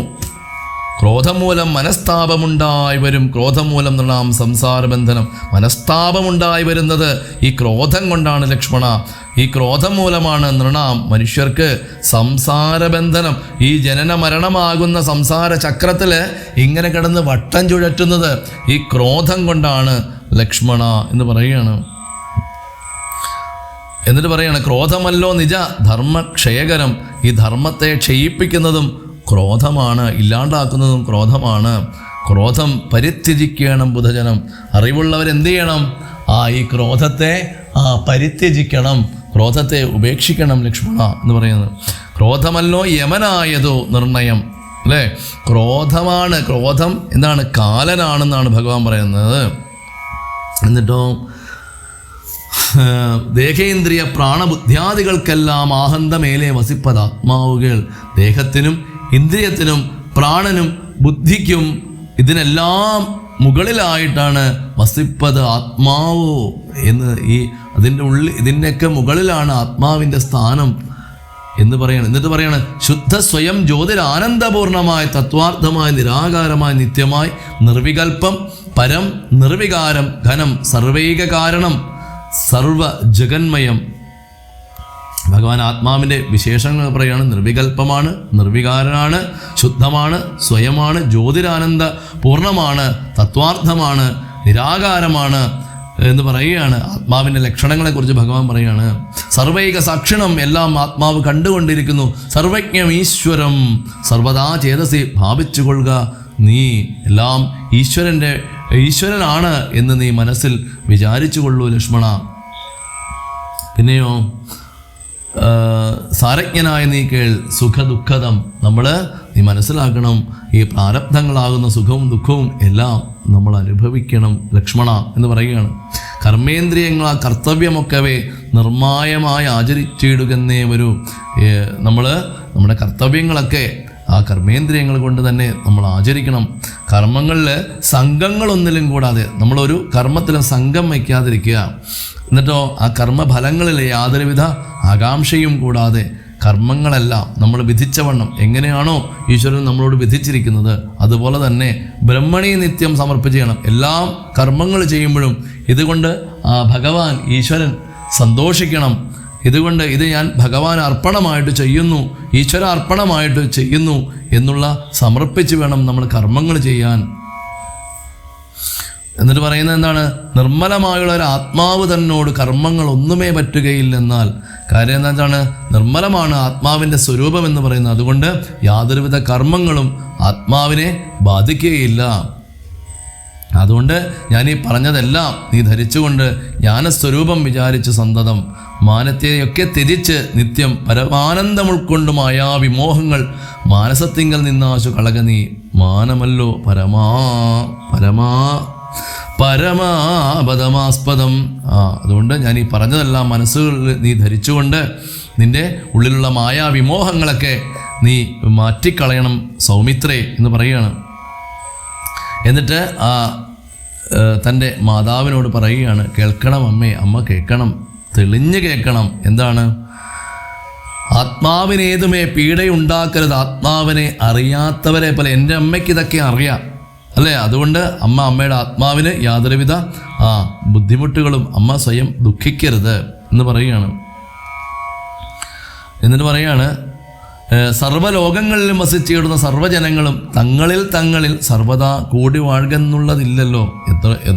ഈ ലോകത്തിൽ ധാരാളം ജനങ്ങളുണ്ടല്ലേ, ഇവരെല്ലാവരും ഒരുമിച്ച് എല്ലാ സമയത്തും അങ്ങനെ ഒരുമിച്ചൊന്നും ഉണ്ടാവുകയില്ലല്ലോ. അതൊക്കെ അപൂർവമായിട്ട് കുറച്ച് സമയം എല്ലാവരും ഒരുമിച്ച് നിൽക്കുന്നു അമ്മ, അത്രയല്ലേ ഉള്ളൂ. അതുകൊണ്ട് ഞാൻ 14 സംവത്സരം വനത്തിൽ വസിച്ചിട്ട് ഞാൻ എത്രയും പെട്ടെന്ന് എൻ്റെ അമ്മയുടെ അടുത്തേക്ക് ഞാൻ തിരികെ വരും. അതുകൊണ്ട് അമ്മ ദുഃഖങ്ങളെല്ലാം അകന്ന് ഉൾക്കനിവോട് എന്നെ അനുഗ്രഹിക്കണം. അമ്മ എന്നെ അനുഗ്രഹിക്കണം. അച്ഛൻ എന്താണോ ഉള്ളിലിച്ഛ അത് തന്നെയായിരിക്കണം എൻ്റെ അമ്മയുടെ ഇച്ഛയും. അല്ലാതെ അച്ഛനൊരിച്ഛ അമ്മയ്ക്ക് വേറൊരിച്ഛ എന്നുള്ളതല്ല അല്ലേ. അച്ഛൻ എന്താണോ ഇച്ഛയുള്ളത് അത് തന്നെയായിരിക്കണം എൻ്റെ അമ്മയുടെ ഇച്ഛയും അത് തന്നെയായിരിക്കണം. കാരണം ഭർത്തൃകർമാനുകാരണമത്രേ പാതിവ്രത്യനിഷ്ഠ വധൂനാമെന്ന് നിർണയം. ആ പാതിവ്രത്യനിഷ്ഠയൊക്കെ എങ്കിലേ പാലിക്കപ്പെടുകയുള്ളൂ അമ്മേ എന്ന് പറയുകയാണ്. എന്നിട്ട് പറയുകയാണ് എന്ന് പറഞ്ഞിട്ട് നമസ്കരിച്ചുകൊണ്ട് പിന്നെയും ആ അമ്മയുടെ പാദങ്ങളിൽ നമസ്കരിച്ചുകൊണ്ട് കണ്ണുനീര്. അപ്പോൾ ഇത് അദ്ദേഹത്തിൻ്റെ ഈ എന്താ പറയുക പെരുമാറ്റമൊക്കെ കണ്ടപ്പോൾ കൗസല്യാദേവിയുടെ കണ്ണുകളിൽ നിന്നും ബാഷ്പോദയം, നമസ്കരിച്ചപ്പോഴത്തേക്കും കണ്ണിൽ നിന്നും ഭഗവാന്റെ മൂർധാവിലേക്ക് ആ അമ്മയുടെ കണ്ണുനീരാണ് അഭിഷേകം ചെയ്തത്. എന്നിട്ട് അപ്പോഴാണ് വളരെ വിശിഷ്ടമായിട്ടുള്ളൊരു ശ്ലോകമാണ്. ദേവകളോട് പ്രാർത്ഥിക്കുകയാണ്, സൃഷ്ടികർത്താവേ വിരിഞ്ച പത്മാസന പുഷ്ടദയാബ്ധേ പുരുഷോത്തമ ഹരേ. അല്ലയോ സൃഷ്ടികർത്താവേ ബ്രഹ്മദേവ വിരിഞ്ച, അല്ലയോ ഭഗവാനെ പത്മാസന, ഭഗവാനെ പുഷ്ടദയാബ്ധേ പുരുഷോത്തമ ഹരേ, അല്ലയോ താമരയിൽ വസിക്കുന്നവനെ പുരുഷോത്തമ ഹരേ, ഭഗവാനെ വിഷ്ണു പറയുകയാണ്. ബ്രഹ്മാവിനെയും വിഷ്ണുവിനെയും മൃത്യുഞ്ജയ മഹാദേവ ഗൗരീപദേ, ഗൗരിയുടെ പതിയായിട്ടുള്ള ആ മൃത്യുഞ്ജയനായിട്ടുള്ള മഹാദേവ, വൃത്രാരിമുമ്പായ ദിക്പാലകന്മാരെ, ആ ഇന്ദ്രൻ മുതലായിട്ടുള്ള ദിക്പാലകന്മാരെ, പിന്നെയോ ദുർഗേ അമ്മേ ദുർഗാദേവി ഭഗവതി ദുഃഖനാശിനി ദുഃഖവിനാശിനി സർഗസ്ഥിതിലയ കാരിണി ചണ്ഡികേ, അമ്മേ എൻ മകനാശു നടക്കുന്ന നേരവും കൽമഷം തീർന്നിരുന്നിടുന്ന നേരവും തൻ മതികെട്ടുറങ്ങിയിടുന്ന നേരവും അമ്മ അവരെ രക്ഷിക്കണം അമ്മേ. അവർ ഘോരമായ വനത്തിലേക്ക് പോവുകയാണ്. അതുകൊണ്ട് ദുർഗാദേവി, അതുപോലെ തന്നെ മഹാദേവ, അതുപോലെ തന്നെ ബ്രഹ്മദേവ, അതുപോലെ തന്നെ വിഷ്ണു ഭഗവാനെ, വൃത്രാരി മുമ്പായ ദിക്പാലകന്മാരെ, ഇന്ദ്രൻ മുതലായിട്ട് ദിക്പാലകന്മാരെ, എല്ലാവരും ഞങ്ങളുടെ മക്കളെ കാത്തുരക്ഷിക്കണം. അവർ ഉറങ്ങുന്ന സമയവും അവർ നടക്കുന്ന സമയവും അവർ കൽമഷം തീർന്ന് ഇരുന്നിടുന്ന നേരമൊക്കെ എൻ്റെ പുത്രന്മാരെ രക്ഷിക്കണേ ഭഗവാനെ എന്ന് ആ അമ്മ കരയുകയാണ്. എല്ലാ അമ്മമാർക്കും തങ്ങളുടെ മക്കളെക്കുറിച്ച് ഭഗവാനോട് ചെയ്ത് പ്രാർത്ഥിക്കാൻ പറ്റുന്ന ഒരു ശ്ലോകമാണ്. എന്നിട്ട് ആ രാമകുമാരനെ ഗാഠം പുണർന്നിട്ട് യാത്രയാക്കുകയാണ്. 7 സംവത്സരം കാരനെ വസിച്ചിടാതരാൽ വരികെന്ന് അനുവദിച്ചിട. അങ്ങനെ ആ വനത്തിൽ വസിക്കാനുള്ള ആ ഒരു അനുവാദമൊക്കെ അമ്മ കൊടുക്കുകയാണ്. അപ്പോൾ ലക്ഷ്മണൻ പറയുകയാണ്, എനിക്ക് എൻ്റെ ഉള്ളിലുള്ള ആ ഒരു അജ്ഞാനമൊക്കെ അങ്ങയുടെ ആ ഒരു വാക്ക് കേട്ടപ്പോൾ തന്നെ പോയി. അതുകൊണ്ട് എനിക്കൊരു അപേക്ഷയുണ്ട് അങ്ങയോട്. അങ്ങയുടെ പാദ സേവാർത്ഥമായിട്ട് അടിയനും ഇപ്പോൾ വഴിയെ വിടകൊള്ളുവാൻ എന്നുമേ എനിക്കും അങ്ങയോടൊപ്പം കാട്ടിലേക്ക് വന്ന് അങ്ങയുടെ പാദ ശുശ്രൂഷ ചെയ്യാനായിട്ട് എനിക്കും ആഗ്രഹമുണ്ട് ഭഗവാനെ. അതുകൊണ്ട് അങ്ങ് എന്നെയും അനുവദിക്കണം സീതാപതേ രാമചന്ദ്ര ദയാനിധേ. അല്ലെങ്കിൽ അങ്ങ് അനുവദിച്ചില്ല എന്നുണ്ടെങ്കിൽ എൻ്റെ പ്രാണനെ ഞാൻ ഇല്ലാണ്ടാക്കും, എൻ്റെ പ്രാണൻ ഞാൻ കളയും ഭഗവാനെ. കാര്യം എൻ്റെ ലക്ഷ്യം ഭഗവാന്റെ പാദസേവനം മാത്രമാണ്. അല്ലാതെ എനിക്ക് ഈ ലക്ഷ്മണൻ ഈ ഭൂമിയിൽ ജീവിച്ചിരിക്കില്ല ഭഗവാനെ. ഈ ലക്ഷ്മണൻ ഈ ഭൂമിയിൽ ജീവിക്കുന്നത് തന്നെ എൻ്റെ ഭഗവാന്റെ, എൻ്റെ രാമചന്ദ്രമൂർത്തിയുടെ, എൻ്റെ ശ്രീരാമചന്ദ്ര മഹാപ്രഭുവിൻ്റെ പാദസേവനത്തിന് വേണ്ടിയിട്ടാണ് എൻ്റെ ഭഗവാനെ. അതുകൊണ്ട് അങ്ങനെ കാട്ടിലേക്ക് കൊണ്ടുപോകില്ലെങ്കിൽ ഞാൻ ഇപ്പോൾ തന്നെ എൻ്റെ പ്രാണനെ ഞാൻ ഇല്ലാണ്ടാക്കും എന്ന് പറയുകയാണ്. അപ്പോൾ ഭഗവാൻ പറയുകയാണ്, ശരി ലക്ഷ്മണ, എങ്കിൽ നീ എൻ്റെ ഒപ്പം പോന്നോളൂ, എൻ്റെ കൂടെ കാട്ടിലേക്ക് പോകാൻ നിന്നെ ഞാൻ കൊണ്ടുപോകാമെന്ന് പറയുകയാണ്.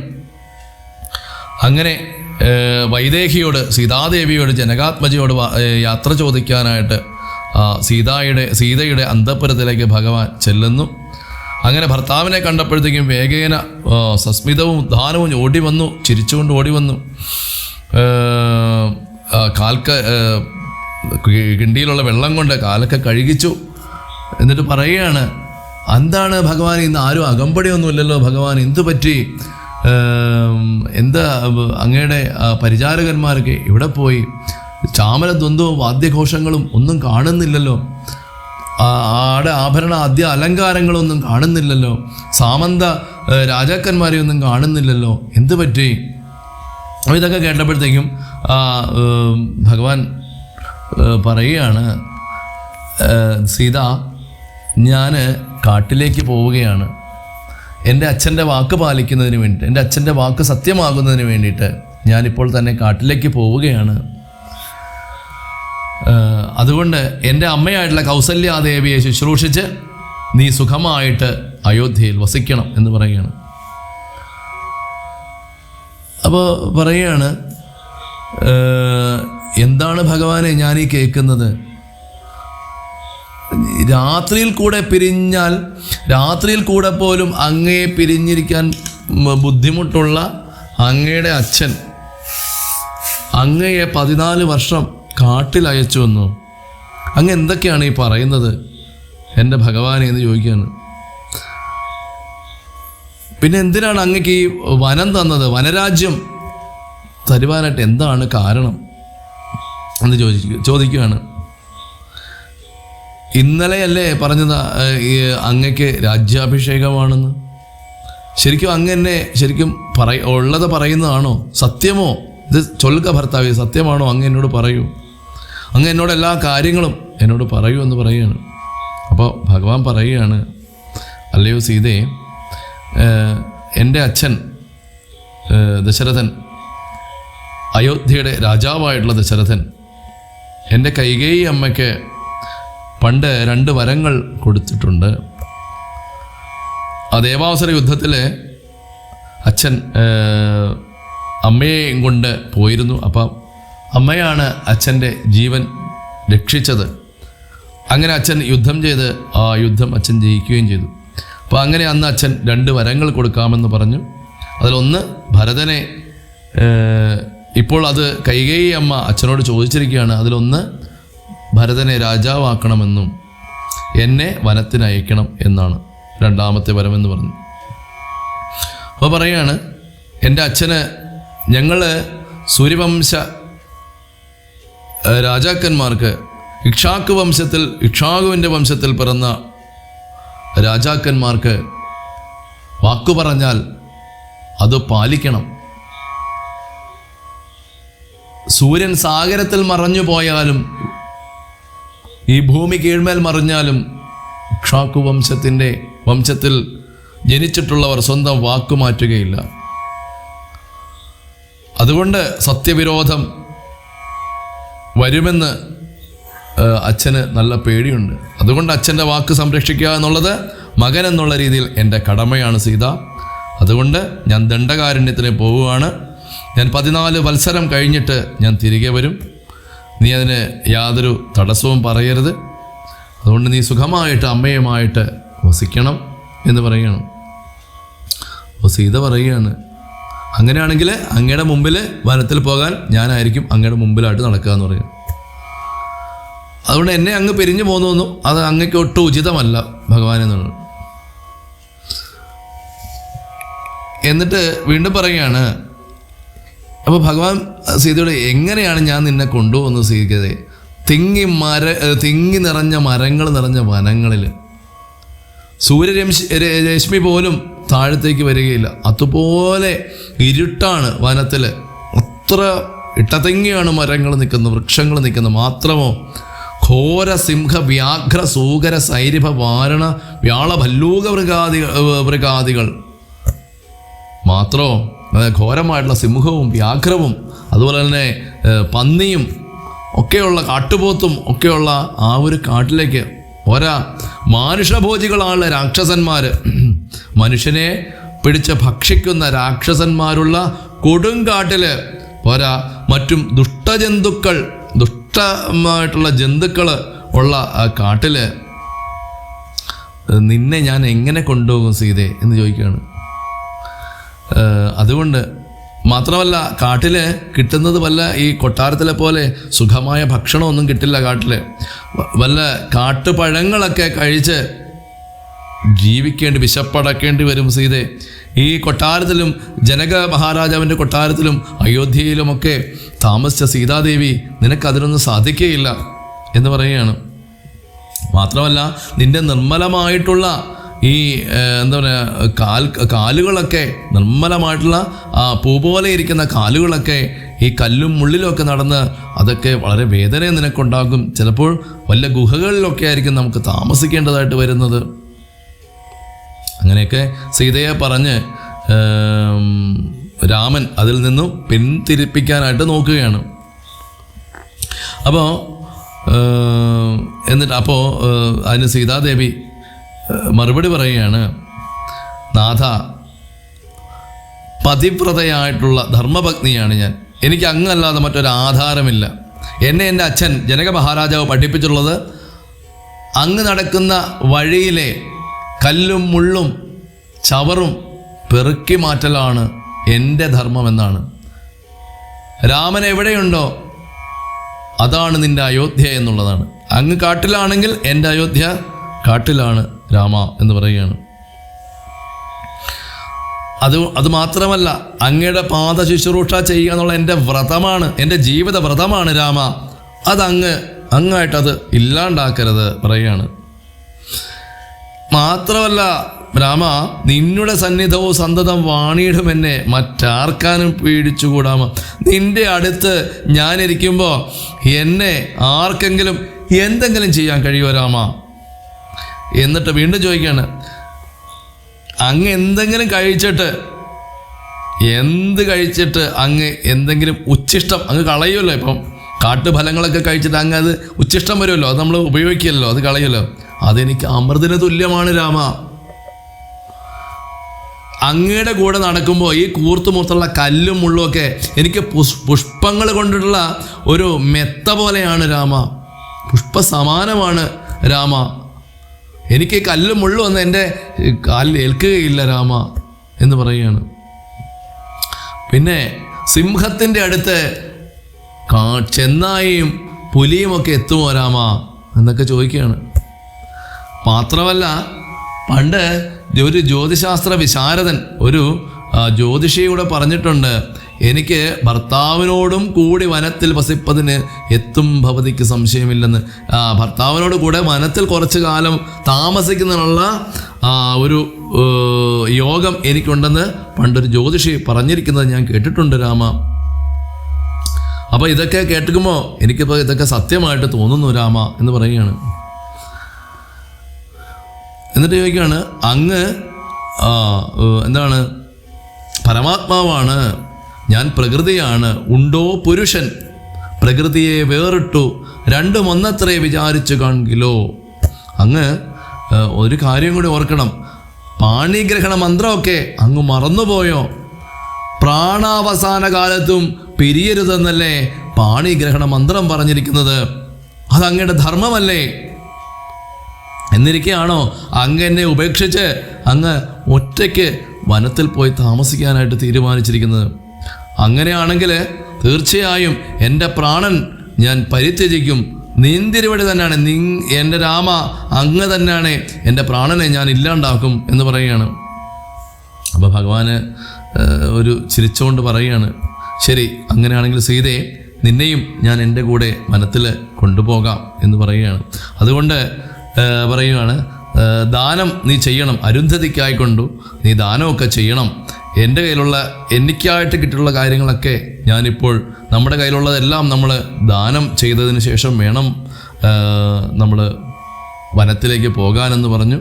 അപ്പോൾ ലക്ഷ്മണനോട് പറഞ്ഞു, എല്ലാവരെയും, ദ്വിജേന്ദ്രന്മാരെ, ബ്രാഹ്മണന്മാരെ, അതുപോലെ തന്നെ സേവകന്മാരെ, ഭൂദേവസത്തമന്മാരെ എല്ലാവരെയും വിളിച്ചുകൊണ്ട് വരും. അതുപോലെ അന്തഃപുരവാസികളെ, ഗ്രാമീണരെ, സകല മനുഷ്യരെയും, സകല ആൾക്കാരെയും, താപസവൃന്ദത്തെയും എല്ലാവരെയും വിളിച്ചുകൊണ്ട് വരൂ എന്ന് പറഞ്ഞിട്ട് അവർക്ക് ദാനങ്ങൾ, പശുക്കൾ, സ്വർണ്ണങ്ങൾ, രത്നങ്ങൾ, ആഭരണങ്ങൾ ഇതെല്ലാം കൊടുക്കുകയാണ്. അപ്പോൾ സീതാദേവിയും ഇതുപോലെ തന്നെ അരുന്ധതിക്കും അങ്ങനെ ധാരാളം പതിവ്രതകളായിട്ടുള്ള സ്ത്രീകൾക്കും എല്ലാവർക്കും ഗ്രാമവാസികൾക്കുമൊക്കെ സീതാദേവിയും കൊടുക്കുകയാണ്. അപ്പോൾ നമ്മളോർക്കും സീത എവിടെ നിന്നാണ് കൊടുക്കുന്നത് എന്ന് തോന്നും അല്ലേ? സീതയ്ക്ക് വിവാഹ സമയത്ത് സീതാദേവിയുടെ അച്ഛനായിട്ടുള്ള ജനക മഹാരാജാവ് കൊടുത്ത സ്ത്രീധനമാണ് സീത ഇവിടെ ദാനമായിട്ട് ചെയ്യുന്നത്.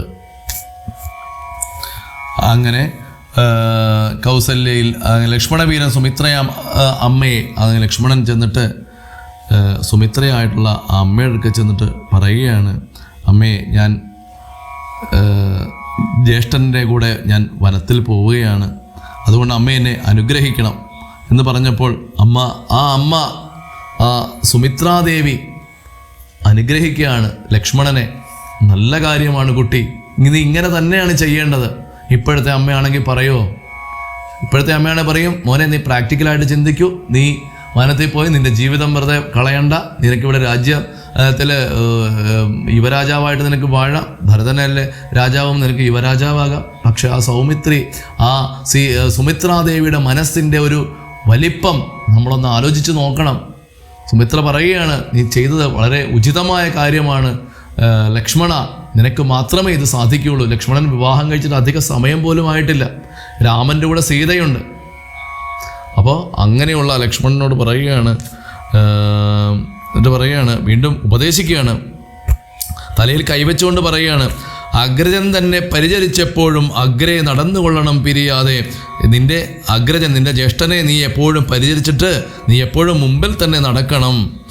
രാമം ദശരഥം വിദ്ധിം, രാമനെ നിത്യം ദശരഥനെന്നുള്ളിൽ ആമോദമോട് നിരൂപിച്ചു കൊള്ളണം. രാമം ദശരഥം വിദ്ധിം, രാമനെ ദശരഥനായിട്ട് കാണണം, അതായത് നിന്റെ അച്ഛനെ പോലെ വേണം, അച്ഛനായിട്ട് തന്നെ കാണണം എന്ന് പറയുകയാണ്. മാം വിദ്ധിം ജനകാത്മജ, എന്നെ എങ്ങനെയാണ് കാണേണ്ടത്? എന്നെ കാണുന്നത് പോലെ തന്നെ വേണം ജനകാത്മജയെ, സീതാദേവിയെ എന്നെ കാണുന്നത് പോലെ കാണണം. നിന്റെ അമ്മയെ കാണുന്നത് പോലെ തന്നെ വേണം സീതാദേവിയെയും പരിചരിക്കാനായിട്ട് നിൻ്റെ അച്ഛനെ കാണുന്ന പോലെ, ദശരഥനെ കാണുന്ന പോലെ രാമനെ കാണണം. അതുപോലെ തന്നെ സീതയെ കാണേണ്ടത് എങ്ങനെയാണ്? എൻ്റെ സ്ഥാനത്ത് നിൻ്റെ അമ്മയെപ്പോലെ വേണം നീ സീതാദേവിയെ കാണാനായിട്ട്. മാം വിദ്ധിം ജനകാത്മജ. പിന്നെയോ അയോധ്യാം അടവിം വിദ്ധിം. എന്താണ്? അയോധ്യയെ എന്തായിട്ട് കാണണം? അടവിയെ, അതായത് കാടിനെ എപ്പോഴും അയോധ്യ എന്ന് കരുതണം. അല്ലെങ്കിൽ നിനക്ക് ദുഃഖമുണ്ടാകും ഈ കാട് കാണുമ്പോൾ. പക്ഷേ ഈ കാട് കാണുമ്പോൾ നിൻ്റെ മനസ്സിൽ എന്താണ് വേണ്ടത്? ഇത് അയോധ്യയാണ്. ഗച്ഛതാത യഥാസുഖം. ഇങ്ങനെ പോവുകയാണെങ്കിൽ നിങ്ങൾക്ക് എന്താ ഉണ്ടാവും? സുഖമുണ്ടാകും പുത്ര. എന്നിട്ട് പറയുകയാണ്, മായാവിഹീനം ഈവണ്ണം മനസ്സിൽ ഉറപ്പിച്ച് പോയാലുമെങ്കിൽ സുഖമായി വരികതേ. ഇങ്ങനെ പോവുകയാണെങ്കിൽ നിനക്ക് സുഖമുണ്ടാകും. മൃതസഞ്ജീവനി മന്ത്രമാണ് അല്ലേ? സൗമിത്രയെ, ആ ലക്ഷ്മണനെ വളർത്തിയത് എത്ര മഹത്വമായിട്ടാണ്, എത്ര മൂല്യങ്ങൾ കൊടുത്തിട്ടാണ്. ഇങ്ങനെയുള്ള മൂല്യങ്ങൾ കൊടുക്കുന്നതിന് വേണ്ടിയിട്ട് നമ്മുടെ അമ്മമാർക്ക് സാധിക്കുന്നുണ്ടോ? ലക്ഷ്മണന് സുമിത്ര കൊടുക്കുന്ന ആ ഒരു ഉപദേശം ഈ രാമായണത്തിലെ ഏറ്റവും പ്രധാനപ്പെട്ട ഒരു ഉപദേശമാണ്, ഏറ്റവും പ്രധാനപ്പെട്ട ഒരു ശ്ലോകമാണ്. ഇന്നത്തെ ജീവിതത്തിൽ ഏറ്റവും കൂടുതൽ വേണ്ട ഒരു ഉപദേശമാണ്. മാം വിദ്ധിം ജനകാത്മജയെ എന്നെപ്പോലെ കാണണം. ശരിക്കും നമ്മുടെ അമ്മമാര് നമ്മുടെ മക്കൾക്ക് കൊടുക്കുന്ന ഉപദേശമല്ലേ ഇത്? ഏതൊരു സ്ത്രീയെ കാണുമ്പോഴും അമ്മയ്ക്ക് തുല്യമായിട്ട് കാണണം എന്നുള്ളത്. അപ്പോൾ ആ ഒരു മൃതസഞ്ജീവനി മന്ത്രം തന്നെയാണ് ഇവിടെ ആ അമ്മ തൻ്റെ മകനോട്, തൻ്റെ പുത്രനോട് പറയുന്നത്. അത് ശരിവയ്ക്കുന്ന ഒരു സന്ദർഭം കിഷ്കിന്ധാകാണ്ഡത്തിൽ വരുന്നുണ്ട്. സീതയെ അന്വേഷിച്ച് രാമലക്ഷ്മണന്മാർ നടക്കുമ്പോൾ ആ അമ്മ, ആ സീതാദേവി രാവണൻ്റെ തട്ടിക്കൊണ്ടു പോകുന്ന സമയത്ത് തൻ്റെ ആഭരണങ്ങളെല്ലാം അഴിച്ച് ഒരു തുണിയിൽ കെട്ടി കുറച്ച് വാനരന്മാർ താഴെ നിൽക്കുന്നത് കാണുമ്പോൾ താഴത്തേക്ക് ഇടുന്നുണ്ട്. അപ്പോൾ ഈ സമയത്ത് ഇത് സുഗ്രീവാദികളായിട്ടുള്ള ഹനുമാൻ തുടങ്ങിയിട്ടുള്ള ആൾക്കാർക്ക്, ആ വാനരന്മാർക്ക് ഇത് കിട്ടുകയും അപ്പോൾ സീതാ അന്വേഷണമായിട്ട് ബന്ധപ്പെട്ട് ഇവരെ കാണുകയും പരിചയപ്പെടുകയൊക്കെ ചെയ്ത സമയത്ത് പറയുന്നു, ഈ ആകാശത്തു നിന്നും ഇതുപോലെ തന്നെ കുറച്ച് ആഭരണങ്ങൾ ഞങ്ങൾക്ക് കിട്ടിയിട്ടുണ്ട്, ഇത് ആ സീതാദേവിയുടെ ആണോ എന്ന് അങ്ങൊന്ന് നോക്കാൻ പറയുന്നുണ്ട്. ഈ സമയത്ത് രാമൻ പറയുകയാണ്, ഞാനിപ്പോൾ ഭ്രാന്തനെ പോലെയായി, എനിക്കിത് നോക്കുമ്പോൾ മനസ്സിലാവില്ല ഇത് ആരുടെ ആഭരണങ്ങൾ, ഇത് സ്വർണ്ണമാണെന്ന് പോലും എനിക്കറിയില്ല. അതുകൊണ്ട് ലക്ഷ്മണ നീ ഒന്ന് നോക്കാൻ പറയുകയാണ്. അപ്പോൾ ലക്ഷ്മണൻ നോക്കിയിട്ട് ലക്ഷ്മണൻ ഒന്നും കണ്ട് മനസ്സിലാകുന്നില്ല. അപ്പോൾ പറയുകയാണ്, ഞാൻ അറിയാത്ത തോൾവളകൾ, എനിക്കറിയില്ല ഈ തോൾവള ആരുടെയാണ്, എനിക്കറിയില്ല ഈ കങ്കണം ആരുടെയാണ്, എനിക്കറിയില്ല ഈ കുണ്ടലങ്ങൾ, ഈ കമ്മൽ ആരുടെയാണെന്നറിയില്ല. പക്ഷേ ഞാൻ അറിയുന്നു ഈ ചിലങ്ക, ഈ പാദസരം ഇതെൻ്റെ അമ്മയുടെയാണ്, ഇതെൻ്റെ അമ്മ സീതയുടെയാണ് എന്ന് പറയുകയാണ്. അത് നിത്യം പാദ നമസ്കാരം ചെയ്യുമ്പോൾ ഞാൻ അമ്മയുടെ ഈ പാദസരം കണ്ടിട്ടുണ്ട്. എത്ര മഹിമയാണ് ലക്ഷ്മണൻ്റെ ആ മനസ്സിലുള്ളത് ആ അമ്മയെക്കുറിച്ച് എന്ന് നമ്മളൊന്ന് ചിന്തിക്കണം. ആ സൗമിത്രയെ സുമിത്ര വളർത്തിയ ആ രീതി, എത്ര മൂല്യങ്ങൾ കൊടുത്തിട്ടാണ് തൻ്റെ പുത്രനെ ആ അമ്മ വളർത്തിക്കൊണ്ടുവന്നത് എന്ന് നമ്മൾ മനസ്സിലാക്കണം. അങ്ങനെ ആ അമ്മയുടെ അനുഗ്രഹമൊക്കെ വാങ്ങി അവർ ചാപവും ശരവും എല്ലാം കൈക്കൊണ്ട് നേരെ വനത്തിലേക്ക് പോകുകയാണ്. അങ്ങനെ ആ പൗരജനങ്ങളൊക്കെ വളരെ സങ്കടത്തോടുകൂടി വിഷമിച്ച് ഇങ്ങനെ ഇരിക്കുകയാണ്. അങ്ങനെ അച്ഛനോട് യാത്ര പറയാനായിട്ട് രാമനും ലക്ഷ്മണനും സീതാദേവിയും കൂടെ പോവുകയാണ്. അപ്പോൾ ആ സമയത്ത് അവിടെ നിന്ന പൗരജനങ്ങളെല്ലാം പറയുന്നത്, കഷ്ടം, എന്തൊരു കഷ്ടമാണിത്, പശ്യ നോക്കൂ, എന്ത് കഷ്ടമാണ് ഇങ്ങനെ വന്നത്. ഇങ്ങനെ ഈ സുന്ദരമായിട്ടുള്ള പാദങ്ങളോടുകൂടിയ ഈ ഭഗവാൻ, ഈ ശ്രീരാമചന്ദ്രൻ്റെയും ദേവിയുടെയും ലക്ഷ്മണൻ്റെയൊക്കെ പാദങ്ങൾ ഈ കാഠിന്യമേറിയിട്ടുള്ള ഈ കല്ലിലും മുള്ളിലുമൊക്കെ ഈ വനത്തിലൂടെ എങ്ങനെ നടക്കും? ഇത്ര കഠോര ചിത്തനാണോ ഈ രാജാവ് എന്തിനാണ് ഇവരെ ഇങ്ങനെ ഈ വനത്തിലേക്ക് അയക്കുന്നത് എന്ന് പറയുകയാണ്. അപ്പോൾ ചിലർ പറയുകയാണ്, പുത്രന്മാരോട് അത്രയും വാത്സല്യം ദശരഥനോളം മറ്റാർക്കുമില്ല. പക്ഷേ ഇന്നിത് ഉണ്ടാകാനുള്ള കാരണം കേകയപുത്രിക്ക് 2 വരം നൃപനേകിനാൻ. കേകയപുത്രിക്ക്, കൈകേയിക്ക് 2 വരം രാജാവ് കൊടുത്തിട്ടുണ്ട്. ഒന്ന്, രാമൻ വനത്തിന് പോകാനും രണ്ടാമത് ഭരതൻ ഈ ഭൂമി ഭാരം ഏറ്റെടുക്കണം, അല്ലെങ്കിൽ ഭൂമിയുടെ രാജാവാകണം എന്നുള്ള 2 വരം കൈകേയിക്ക് ദശരഥന് കൊടുക്കേണ്ടി വന്നു. അതുകൊണ്ടാണ് രാമൻ ഇപ്പോൾ വനത്തിലേക്ക് പോകേണ്ടതായിട്ട് വന്നിട്ടുള്ളത് എന്ന് പറയുകയാണ്. അപ്പോൾ അവരെല്ലാവരും കൈകേയിയെ വളരെ പരുഷമായിട്ട് സംസാരിക്കാൻ തുടങ്ങിയപ്പോൾ വാമദേവ ഋഷി പുരവാസികളോട് പറയുകയാണ്, രാമനും സീതയും ആരാണ്, രാമസീത തത്വം പറയുന്നതാണ് അടുത്ത ദിവസം എന്നുള്ള നമുക്ക് കഥകൾ കേൾക്കാനായിട്ടുള്ളത്. കുറച്ച് സമയം അധികരിച്ചിട്ടുണ്ട്. വളരെ വലിയൊരു ഭാഗമാണ് വായിക്കേണ്ടത്, അതുകൊണ്ടാണ് കുറച്ച് പറയേണ്ടതായിട്ട് വന്നത്. എല്ലാവർക്കും എല്ലാവിധ അനുഗ്രഹങ്ങളും ശ്രീരാമചന്ദ്രമൂർത്തിയുടെയും ഹനുമാൻ സ്വാമിയുടെയും ഭരതശത്രുഘ്നന്മാരുടെയും ലക്ഷ്മണസ്വാമിയുടെയും അനുഗ്രഹം ഉണ്ടാകട്ടെ എന്ന് പ്രാർത്ഥിക്കുന്നു. എല്ലാവർക്കും എല്ലാവിധ നന്മകളും ഉണ്ടാവട്ടെ. സർവം ശ്രീകൃഷ്ണ പാദാരവിന്ദാർപ്പണമസ്തു. ഹരിഹി ഓം തത്സത്. ഓം ശ്രീ സദ്ഗുരുഭ്യോ നമഃ.